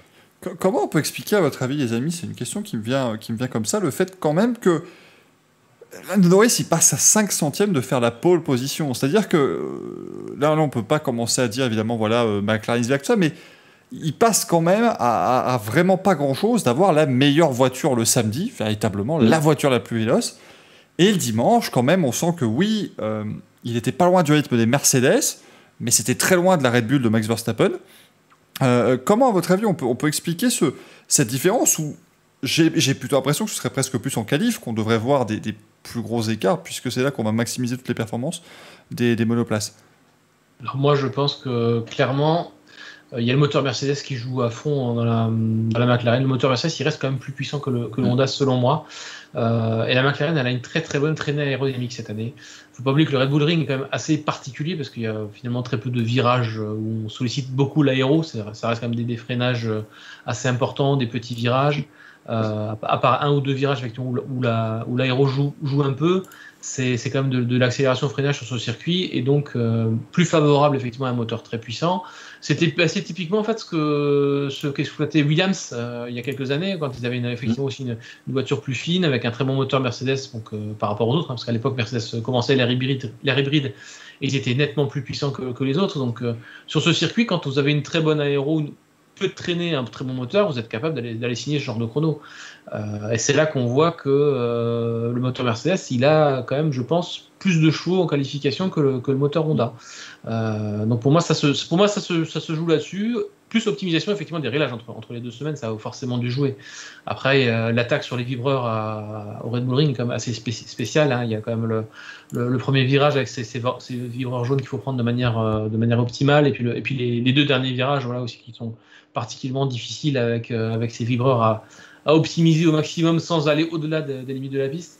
Voilà, ça se joue à pas grand-chose. C'est vrai, sur le reste du tour, il n'y a pas vraiment de différence qui peut se faire au Red Bull Ring. Donc voilà, et pour moi, en plus, sur un circuit Mickey Mouse, comme on appelle ça, un circuit qui est très petit, quasiment 1 minute au tour, il ne doit pas normalement y avoir beaucoup de différence. Et moi, je suis plus étonné par contre de la différence entre Norris et Ricciardo sur un tour comme ça, 5 dixièmes ou même un peu plus. En qualification. Donc voilà, est-ce que c'est un manque de confiance de Ricciardo pour aller chercher sur les vibreurs la voiture? Est-ce que voilà, et 5 dixièmes sur un petit circuit comme ça fait beaucoup. J'aimerais bien voir la différence entre Ricciardo et Norris à Silverstone sur des vibreurs beaucoup plus traditionnels, qu'il est plus facile d'aborder, qui est plus facile d'attaquer. Je pense que la différence sera moindre. Voilà, je pense qu'aussi il y a une question de sensibilité de la voiture à la limite sur ce genre de vibreur qui est pas évidente à percevoir pour un pilote qui a pas la confiance totale dans sa voiture. Ouais. Et puis après je pense qu'effectivement sur un tour unique, en fait il y a de l'osmose entre la voiture et Norris, comme je disais, et je crois que justement sur un circuit si court il a réussi à vraiment avoir la confiance totale. La traînée est assez faible, le fait qu'ils ont bien mis les pneus en bonne température sur un tour, il n'y a pas de souci. Le moteur est puissant et au final tout se regroupe sur un seul tour pour faire le tour parfait et arriver à 48 millièmes à Verstappen qui était pourtant pas loin de l'état de grâce. Donc c'est vrai qu'il y a vraiment ce côté perfection de la part de Norris. Et en course, je pense que la McLaren a un petit peu moins de faculté à garder ses pneus dans la bonne fenêtre de température quand ils commencent à s'user notamment. Du coup, c'est ça qui fait qu'elle perd beaucoup de temps. On a vu la semaine dernière, c'était un peu moins le cas cette semaine, mais la semaine dernière, le premier relais, la fin était catastrophique. Norris était vraiment en roue libre en termes de rythme. Et dès qu'il a chaussé des pneus neufs, durs, il était quasiment dans les chronos des Mercedes. Et en fait, je pense que c'est ça qui fait la différence aujourd'hui entre une Mercedes et une Red Bull, une McLaren et une Red Bull ou une Mercedes, c'est qu'il y a ce côté où la McLaren ne sera pas capable d'exploiter autant ses gommes de manière régulière, et c'est ce qui fait la différence entre un top team aujourd'hui et une équipe un peu en dessous. Après, je pense que sur le rythme pur, quand tout est aligné, la McLaren est quasiment au niveau des top teams. On l'a vu ce week-end, la facture serait un peu plus salée sur un circuit plus long, mais je pense que Norris peut quand même jouer les 2 premières lignes maintenant de manière régulière. On l'a vu au fil des Grands Prix. Et à Imola, c'est pareil, mine de rien. À Imola, le circuit de tour est plus long. Et s'il n'avait pas fait son erreur, il se qualifiait 2 ou 3. Donc, je pense qu'il y a du mieux de ce côté-là. Et la McLaren est une parfaite voiture de qualification. Il faut qu'ils arrivent à développer maintenant la même chose sur le 300 km, quoi. Et ça leur permet quand même d'avoir des très bons résultats. Et quand on regarde actuellement McLaren, on a Lando Norris qui est 4ème du championnat, il n'est qu'à 3 points de Sergio Pérez. Hein. Il est toujours en train de faire un superbe début de saison.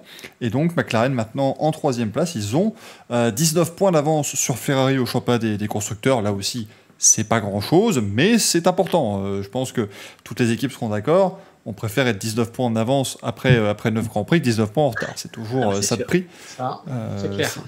C'est aussi le Lapalissade, c'est plus Grand Prix, hein, c'est le Lapalissade café. Tiens, bien évidemment, je vais vous le distiller tout au long de l'année.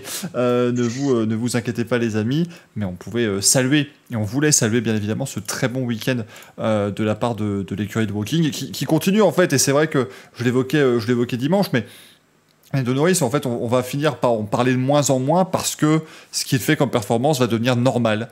Il va réussir à normaliser ces choses qui sont extraordinaires, ces performances formidables, parce que depuis le début de la saison, il est vraiment très bon. Et il est toujours dans d'excellentes dispositions pour le Grand Prix du dimanche. Et puis, il fait vraiment des très belles perfs. Il en a déjà 3 podiums cette année, de Norris, donc c'est vraiment pas mal du tout. Et on peut commencer à y croire, bien sûr, je pense, du côté de chez McLaren. Je vais te faire une transition facile pour le sujet suivant, mais c'est un peu comme Russell avec ses passages en Q2. Il fait quasiment un exploit par semaine, mais c'est devenu la normalité pour tout le monde, et tout le monde dit qu'il est bon qu'en qualif, mais en fait c'est juste qu'en qualif il est encore meilleur qu'en course.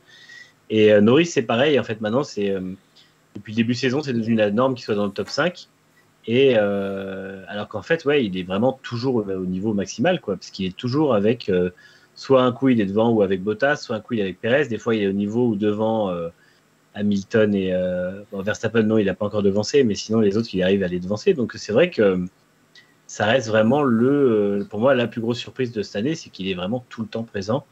Et il semble s'être recentré finalement avec l'arrivée de Ricciardo. On a l'impression que tout le monde pensait que ça allait être la déconnade et tout ça. Et en fait, je crois qu'il a eu peur de ce qu'il allait avoir dans l'équipe. Et au final, il a bossé comme jamais. Et je pense qu'il en cueille un peu le résultat. Tout à fait, effectivement, la transition est toute trouvée.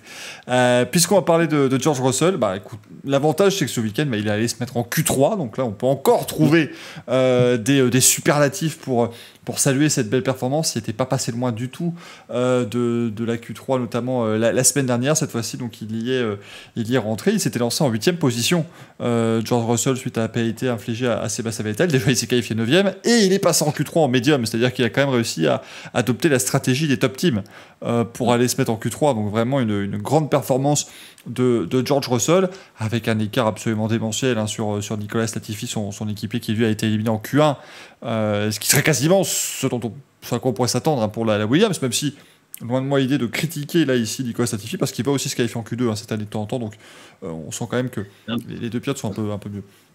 D'ailleurs, c'est Xavi Pujolar chez Alfa Romeo qui a dit que la voiture chez Alfa était meilleure que la Williams et que le gros problème qu'ils avaient aujourd'hui pour lutter face à Williams, c'était Russell. Et en fait, je pense que effectivement, la Williams vaut plus ce que Latifi en fait. Alors, non pas que Russell sache trouver des solutions miracles et qu'il ait une demi-seconde de mieux que tout le monde, mais je pense que le rythme intrinsèque de la voiture est beaucoup moins bon et Russell arrive parfaitement à la maîtriser. Il la connaît depuis 3 ans maintenant. C'est aussi l'avantage de l'absence de développement. Mais oui, ce qu'il fait, c'est pas anodin. Après, il ne faut pas oublier aussi ce que Williams avait annoncé en début de saison, c'est qu'ils avaient quand même pris un concept aérodynamique qui pouvait payer sur certains circuits. Et le concept, c'est justement sur ces circuits rapides où il y a peu de demandes d'appui. Donc sur le Red Bull Ring, ça marche bien.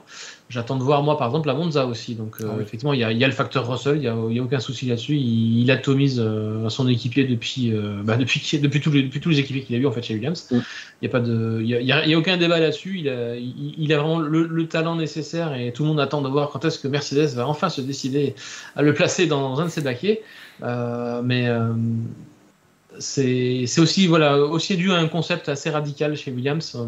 Il y a qu'à voir la voiture, elle est extrêmement fine, le capot arrière il est quasiment lisse, inexistant. Ça va des pontons jusqu'à l'aileron arrière sans aucune bosse. Donc c'est très très taillé pour la vitesse de pointe. Donc c'est un petit peu sur ce genre de concept-là qu'ils ont dû travailler. Donc que Russell soit en Q3, c'est une magnifique performance. En médium, c'est encore plus beau, c'est devant les Ferrari quand même. Il faut le rappeler, les Ferrari se sont fait avoir leur propre jeu sur ce coup-là. Donc moi je dis chapeau Russell parce que voilà, s'il fallait encore une démonstration qu'il méritait d'être dans un top team, c'était bien celle-ci. Après, un petit peu déçu pour lui forcément qu'il n'ait pas chopé ce point en fin de course à cause ou grâce à Fernando Alonso. Ça dépend si on est supporter d'Alpine ou pas. Mais c'est pas compliqué, regarde Franck, c'est à cause, grâce. Voilà, c'est pas dur. C'est super facile. Mais c'était effectivement cette belle bagarre. Belle bagarre avec Fernando Alonso. C'est vrai que voilà, 11e, c'est rageant, surtout qu'on. En fait, c'est dommage qu'il prenne un mauvais départ en fait. C'est ça. En fait, c'est le problème, c'est toutes ces courses chez Williams. C'est-à-dire que c'était son 43-44e Grand Prix. Et Russell, il a pris un bon départ dans sa carrière véritablement. Heureusement, c'est celui qui comptait le plus puisqu'il a pris la tête au premier virage de Sakir. Avec la Mercedes, mais malheureusement chez Williams c'est toujours terrible. Il perd 4 places au départ, il est 8e sur la grille, 12e à la fin du premier tour. Ça change beaucoup de choses à sa course. Je crois que le problème c'est que quand il fait une qualif et qu'il est 8e sur la grille avec une Williams, il est tétanisé au départ parce que la seule chose qu'il veut pas c'est tout perdre au premier virage. Donc je pense qu'il joue de la prudence à fond, il le dit lui-même, il tente pas de dépassement et tout. Et c'est vrai que souvent il est très prudent, que ce soit à l'extérieur ou à l'intérieur, et ça permet à d'autres de passer. Alors on ne peut pas vraiment lui reprocher ça parce qu'au final, il irait tout rater au premier virage et il se prend encore plus de critiques. Et ça coûterait plus cher à Williams. Donc malheureusement, il a aussi l'obligation de composer avec le matériel qu'il a.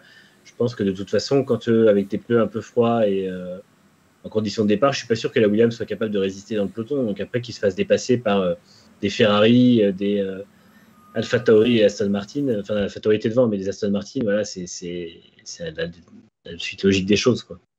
C'est beau quand même, outre Russell, je trouve que c'est beau quand même ce qui se passe chez Williams cette année, parce qu'on rappelle 2019, ils sont quand même au fond du trou, l'an dernier c'est pas beaucoup mieux, Cette année, voilà, il y a quand même à un moment donné, on a beau dire ce qu'on veut, à Imola, il va pour dépasser une Mercedes par l'extérieur. C'est évidemment des circonstances particulières, mais c'est pas quelque chose qu'on aurait pu imaginer il y a 2 ans. Il y a quand même un véritable renouveau, on sent aussi dans cette équipe. Ça doit aider aussi George Russell à pouvoir donner encore plus le meilleur de lui-même, puisque cette fois-ci, quand il fait une vraie bonne perf, il est 2e, quoi.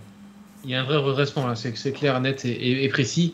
Autant de la part de Dorilton, voilà, qui injecte un peu en sous-marin, parce qu'on c'est toujours un petit peu vague cette injection d'argent, ce groupe voilà, qui a investi dans Williams, mais ça a l'air de payer. Jos Capito qui est arrivé aussi à la barre et avec toute son expérience, voilà, qu'il n'avait pas pu étaler chez McLaren pour les raisons qu'on sait, ça a été très court avec la passation avec Zak Brown derrière. Voilà, c'est une équipe qui a de toute façon besoin de se reprendre après la grosse désillusion avec Padillo. Voilà, personne n'a vraiment compris ce qui s'est passé avec Padillo, comme qui a été vraiment magnifique chez Mercedes, où ça a été un succès pas possible, et qui a dû se retrouver désarmé, je pense, devant l'état de Williams et sur le fait de ne pas pouvoir bouger des choses avec le peu de budget qu'il devait y avoir. Donc là, effectivement, c'est toujours pareil, le nerf de la guerre en Formule 1, c'est l'argent, donc voilà, ça remonte doucement la pente. Maintenant, tout ce que moi je peux souhaiter à Williams, c'est de pouvoir conserver Russell, finalement. C'est que si Mercedes décide de garder Bottas une année de plus, que Russell puisse encore continuer et poursuivre sur la progression, sachant que personne ne sait ce que donneront les F1 2022, encore une fois. Hein. Oui. Mais voilà, là, Williams, clairement, ils ont besoin quand même au moins d'un bon pilote, d'un très bon pilote pour les driver, pour continuer la remontée, parce qu'effectivement, avec Nicolas Latifi, on sentait du progrès du côté de Latifi, ça commençait à payer un peu, et puis là, de nouveau, sur les dernières courses, il se retrouve de plus en plus éloigné de son coéquipier. Alors, je ne sais pas si c'est Russell qui sent pousser des ailes à l'idée de piloter une Mercedes bientôt, ou si c'est Latifi qui commence à se décourager un petit peu, mais voilà, non. En tout cas, un renouveau de Williams qui est salutaire, qui est nécessaire, parce que ça faisait de la peine de les voir tout le temps en fond de peloton sans pouvoir faire mieux que ne pas passer la Q1. Voilà, il faudrait que Haas aussi trouve la même recette avec ses fournisseurs du côté de Ferrari et d'Allara, pour qu'on ait une grille qui commence à être vraiment très équilibrée dans le milieu de peloton. Ouais, l'homogénéité, ce serait plutôt bien aussi, hein. C'est quand même quelque chose qu'on aimerait voir pour avoir le plus de surprises possible, Manu. Ouais, j'ai l'impression que Williams, ils font un peu comme McLaren il y a 2-3 ans, en fait, 3 ans, il y a 2 ans. C'est-à-dire que ça commence à remonter, ils trouvent des solutions. Ils ont des gens à la tête, d'abord Dorilton, puis là ils ont mis Capito, qui savent comment gérer une équipe. En fait, c'est à peu près la même chose, puisque quand Zak Brown a pris les rênes de McLaren, on a dit oui, mais Zak Brown, c'est pas forcément le profil idéal, il va juste vouloir faire du blé et tout ça. Et puis finalement, on voit que Zak Brown, il a réussi à trouver des sponsors pour 2019 avec une saison 2018 qui était catastrophique. Il a réussi à trouver des pilotes, à faire venir des pilotes, il a réussi à faire venir James Key, et tout fonctionne. Et en fait, Jos Capito fait exactement la même chose chez Williams. J'ai été étonné qu'il fasse partir Simon Roberts, mais apparemment il a l'air d'être bien en team principal aussi, Capito. Et à part ça, ouais, il fait venir des gens, il fait évoluer l'usine comme il faut, il fait évoluer en tout cas les équipes à l'usine. Donc je pense qu'ils ont la bonne dynamique. Et par contre, je pense que s'ils perdent Russell, pour moi, la meilleure chose qui pourrait leur arriver serait que Bottas revienne, parce qu'ils auraient besoin d'un pilote d'expérience. Bottas connaît bien la maison. Quand il était chez Williams, il faisait des super performances.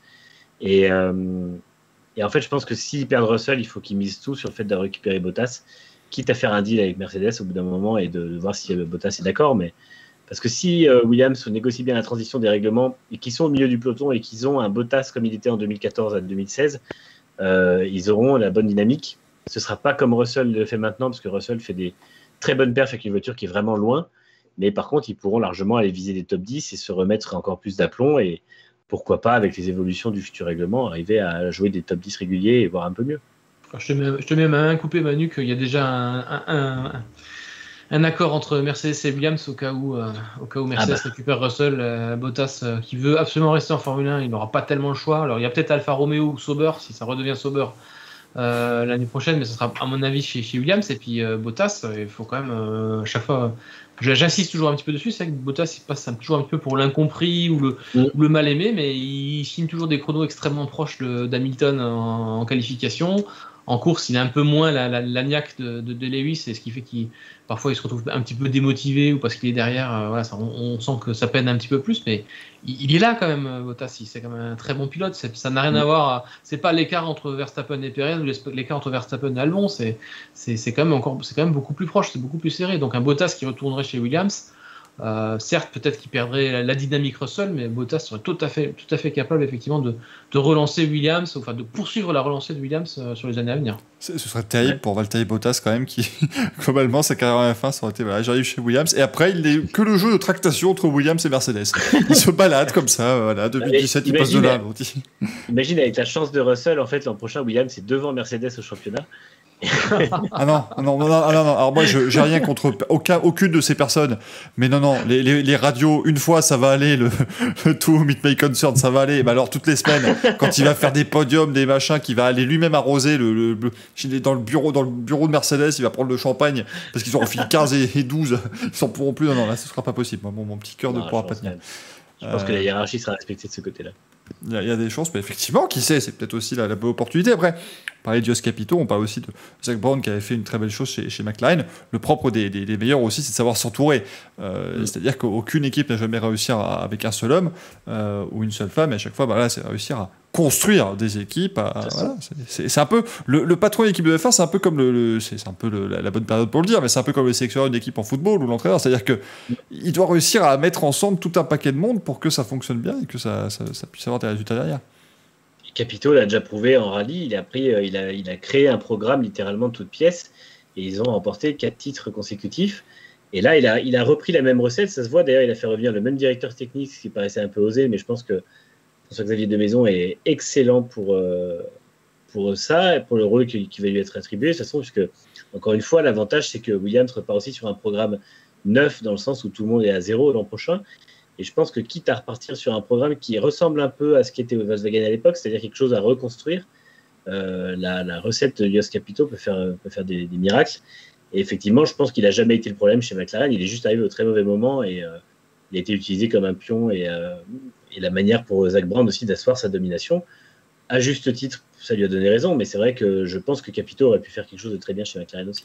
En fait, il est là le remplaçant de George Russell, c'est Sébastien Ogier. Voilà, c'est très simple. Sébastien Ogier qui va venir, il va dominer la Formule 1, et puis voilà, ça se passera très bien.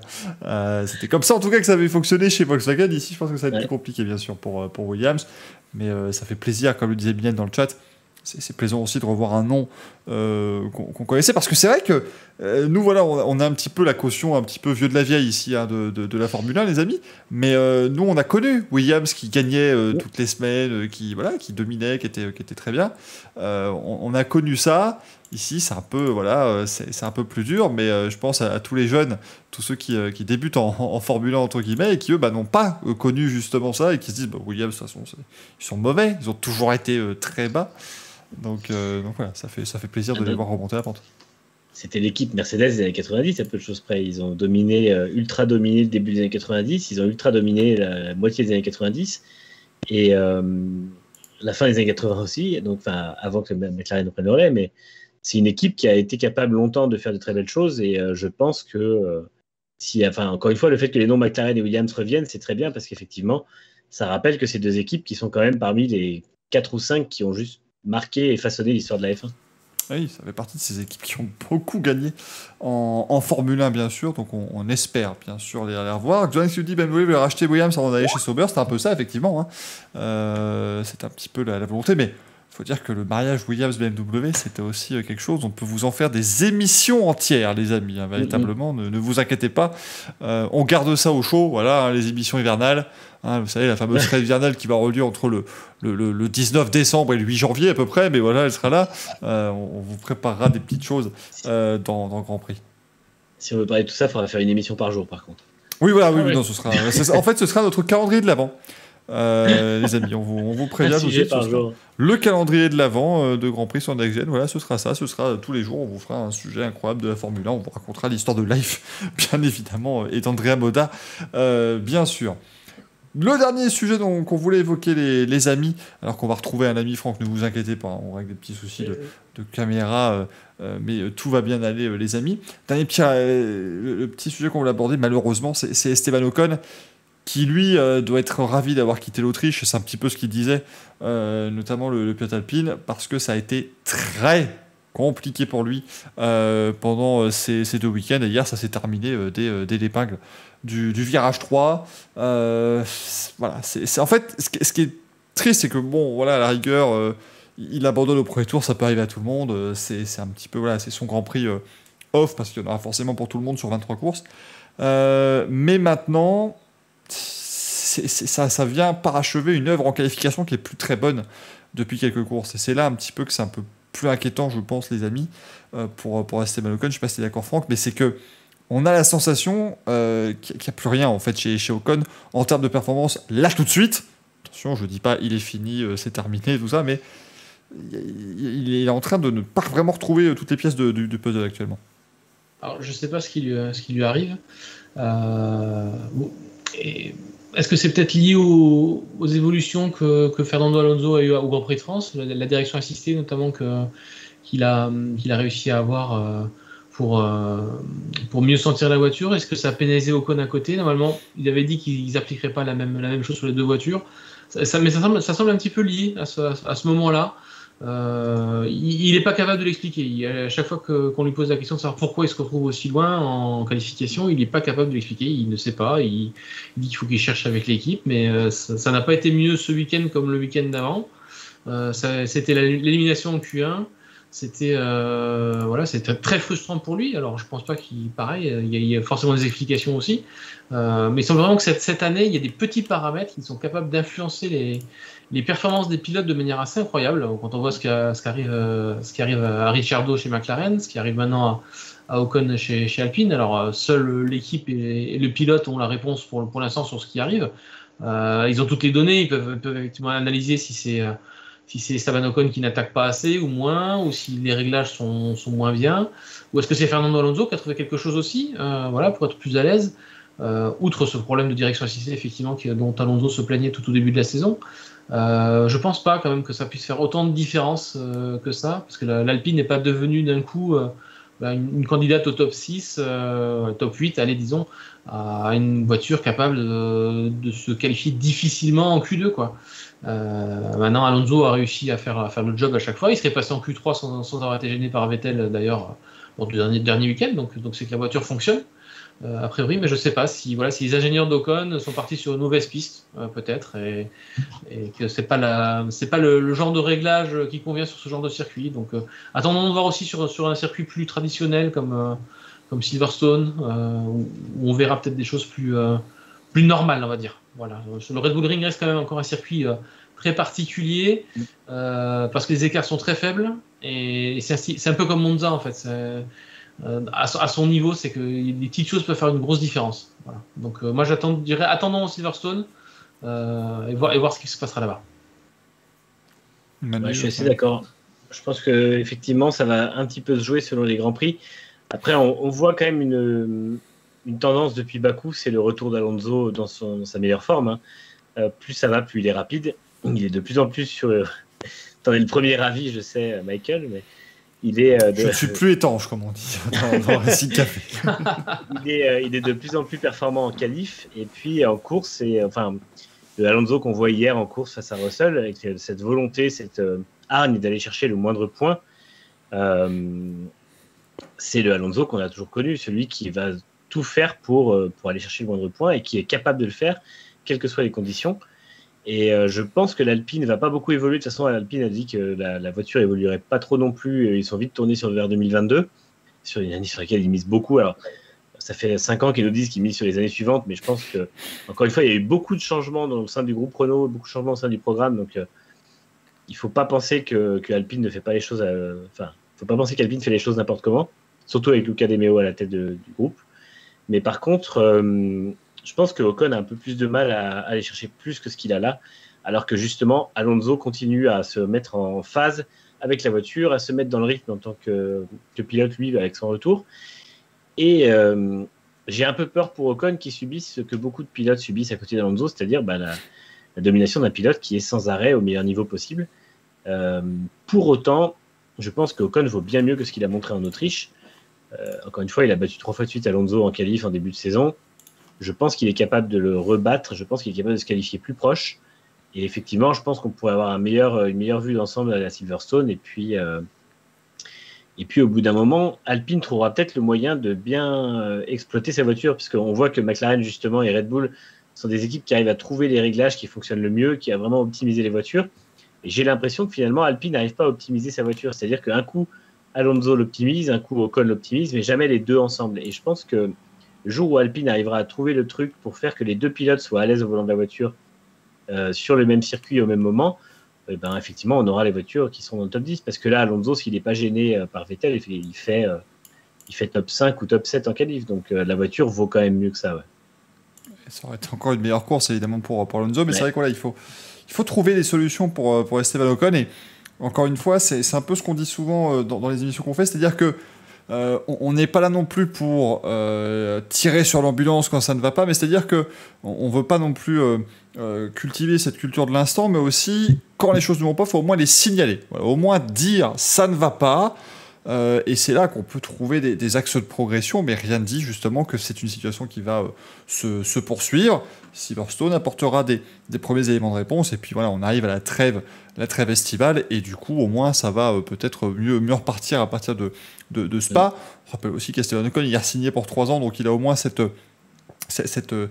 chance-là, mais comme on le sait, un contrat en Formule 1, ça se casse souvent. Et le truc qui m'inquiète le plus, c'est-à-dire que voilà, c'est d'un côté, c'était une très belle preuve de confiance de la part d'Alpine en disant clairement, écoute, tu es l'avenir, puisqu'on sait que Fernando Alonso va normalement pas rester encore 6 ans. Je pense quand même que là, ça devrait être assez clair. Bien sûr, s'il compte sur lui pour l'avenir, je pense que ce soit pas un choix très inspiré. Mais il faut pas non plus qu'il se fasse manger par Alonso et qu'à un moment donné, on décide de lui faire un petit peu un undercut et de prendre quelqu'un d'autre à la place en faisant un montage. Donc c'est un peu... c'est quand même des moments importants pour Esteban Ocon, mais il a aussi prouvé en début de saison qu'il pouvait être excellent. Donc franchement, complètement. Je me dis que c'est largement possible. Faut juste pas qu'il tombe dans cette spirale, effectivement, de se faire dominer par Alonso et que ça devienne la normalité, parce que c'est un peu ce qui était arrivé à Van Dorn chez McLaren, où finalement Alonso l'avait écrasé, et à la fin, c'était normal que de toute façon, il se prenne 21-0 en qualif sur une saison. Et je pense que Ocon a les moyens de contrer ça. Et après, j'ai vu beaucoup de gens qui disaient qu'il se relâchait parce qu'il avait re-signé et tout ça. J'y crois pas une seule seconde. C'est des pilotes de course. C'est des mecs qui sont chaque week-end qui sont chaque week-end au meilleur niveau possible. Ils sont à fond. Faut pas oublier que c'est des gens qui ont beaucoup d'ego et qui détestent l'échec. Et à aucun moment, je peux penser que Ocon va se satisfaire d'une situation comme celle-ci. Donc, j'y crois pas une seule seconde à la théorie du contrat. Pour moi, il y a d'autres choses, puisqu'il avait déjà eu quelques difficultés, notamment à Bakou, en qualif, avant la re-signature. Donc, je pense qu'il y a autre chose, et je pense qu'il va réussir à trouver les clés au fur et à mesure de la saison. La saison est longue, il n'est pas dans une situation catastrophique. L'équipe compte sur lui aussi pour développer la voiture de l'an prochain. Donc, pour l'instant, il n'y a pas d'alarme à faire sonner. Oui, après, Esteban Ocon, il faut aussi relativiser derrière les différences en termes de temps autour aussi. C'était pas non plus... je vois alors certes, la Q1 était pas terrible pour lui, mais il avait été aussi un petit peu gêné par d'autres pilotes, mais il était pas à l'aise. Il était pas à l'aise ce week-end, et je pense que voilà, la configuration du Red Bull Ring, ce que ça a imposé aussi en termes de configuration d'aileron. Il faut pas oublier aussi qu'Alpine a dû changer ses ailerons aussi, parce qu'ils étaient aussi dans le collimateur de la FIA par rapport aux ailerons flexibles dès la France. Donc est-ce qu'il y aura aussi un petit lien de cause à effet là-dessus?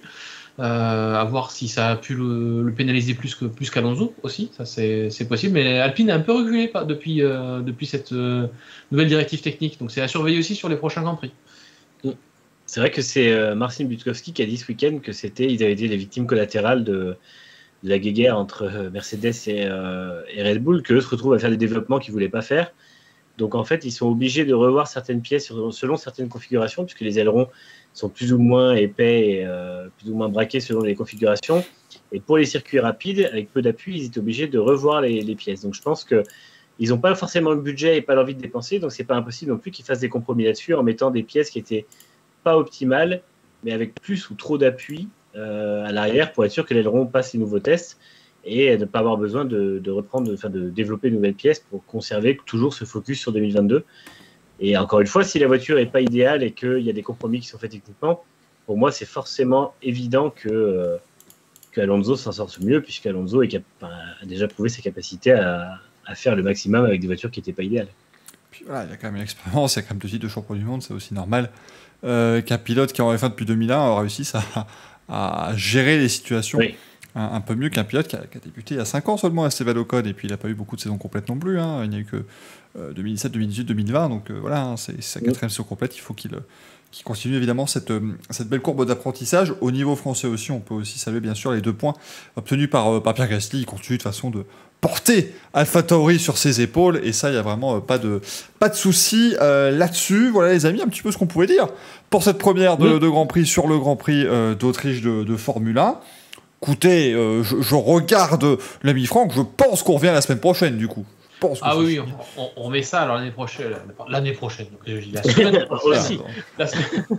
On pourrait essayer de se focaliser un petit peu sur toutes les news qui ont entouré un petit peu ce Grand Prix d'Autriche. Il y a vraiment pas mal de choses à dire. On pourra parler transfert, on pourra parler un petit peu aussi moteur, on pourra aussi parler Porsche, Audi. Il y a vraiment beaucoup de choses qui se passent toujours en marge des Grands Prix. Je sais que la plupart des lecteurs de Next Gen Auto sont fans de ce genre de choses. Il y a la guerre entre Wolf et Horner et Marco. Enfin bref, effectivement, ça va être bien de pouvoir alterner un petit peu entre débrief des courses et puis débrief un petit peu de l'actualité un peu plus froide et un peu plus extra sportive. Exactement. Merci. Et on parlera qualif sprint, parce que là, évidemment, les amis, il va falloir expliquer bien sûr tout ce qui se passera, puisque le prochain Grand Prix, nous aurons cette course de qualification. Merci beaucoup, Brest Développeur, pour les 3 abonnements que tu viens d'offrir sur la chaîne, ça fait plaisir. Les amis, on espère que ça vous a plu véritablement. Nous, ça nous a bien plu en tout cas de vous proposer ce premier rendez-vous. Si vous l'avez pris en cours de route, ne vous inquiétez pas les amis, le replay sera disponible demain matin sur YouTube, sur Next Gen Auto et aussi en podcast. Donc ça, c'est évidemment très pratique. Si vous ne pouvez pas nous regarder en entier le lundi, il n'y a pas de souci. Vous mettez ça dans la voiture, sur l'ordinateur tranquillement, vous mettez sur toutes les plateformes de podcast, et vous allez pouvoir tous les mardis matins comme ça avoir votre épisode de Grand Prix. On espère que ça vous a plu. Si vous en avez envie un petit peu plus, on remet le couvert mercredi 20h30 pour le Racing Café, où là aussi ça parlera de tout le reste de l'actualité des sports mécaniques. Et puis sinon, on vous dit à lundi prochain 20h30 pour la 2e de Grand Prix. Merci beaucoup Manu, merci beaucoup Franck de nous avoir accueillis. J'espère que ça vous a plu. Merci tout le monde. Merci tout le monde. Et à la prochaine les amis. Ciao. Ciao.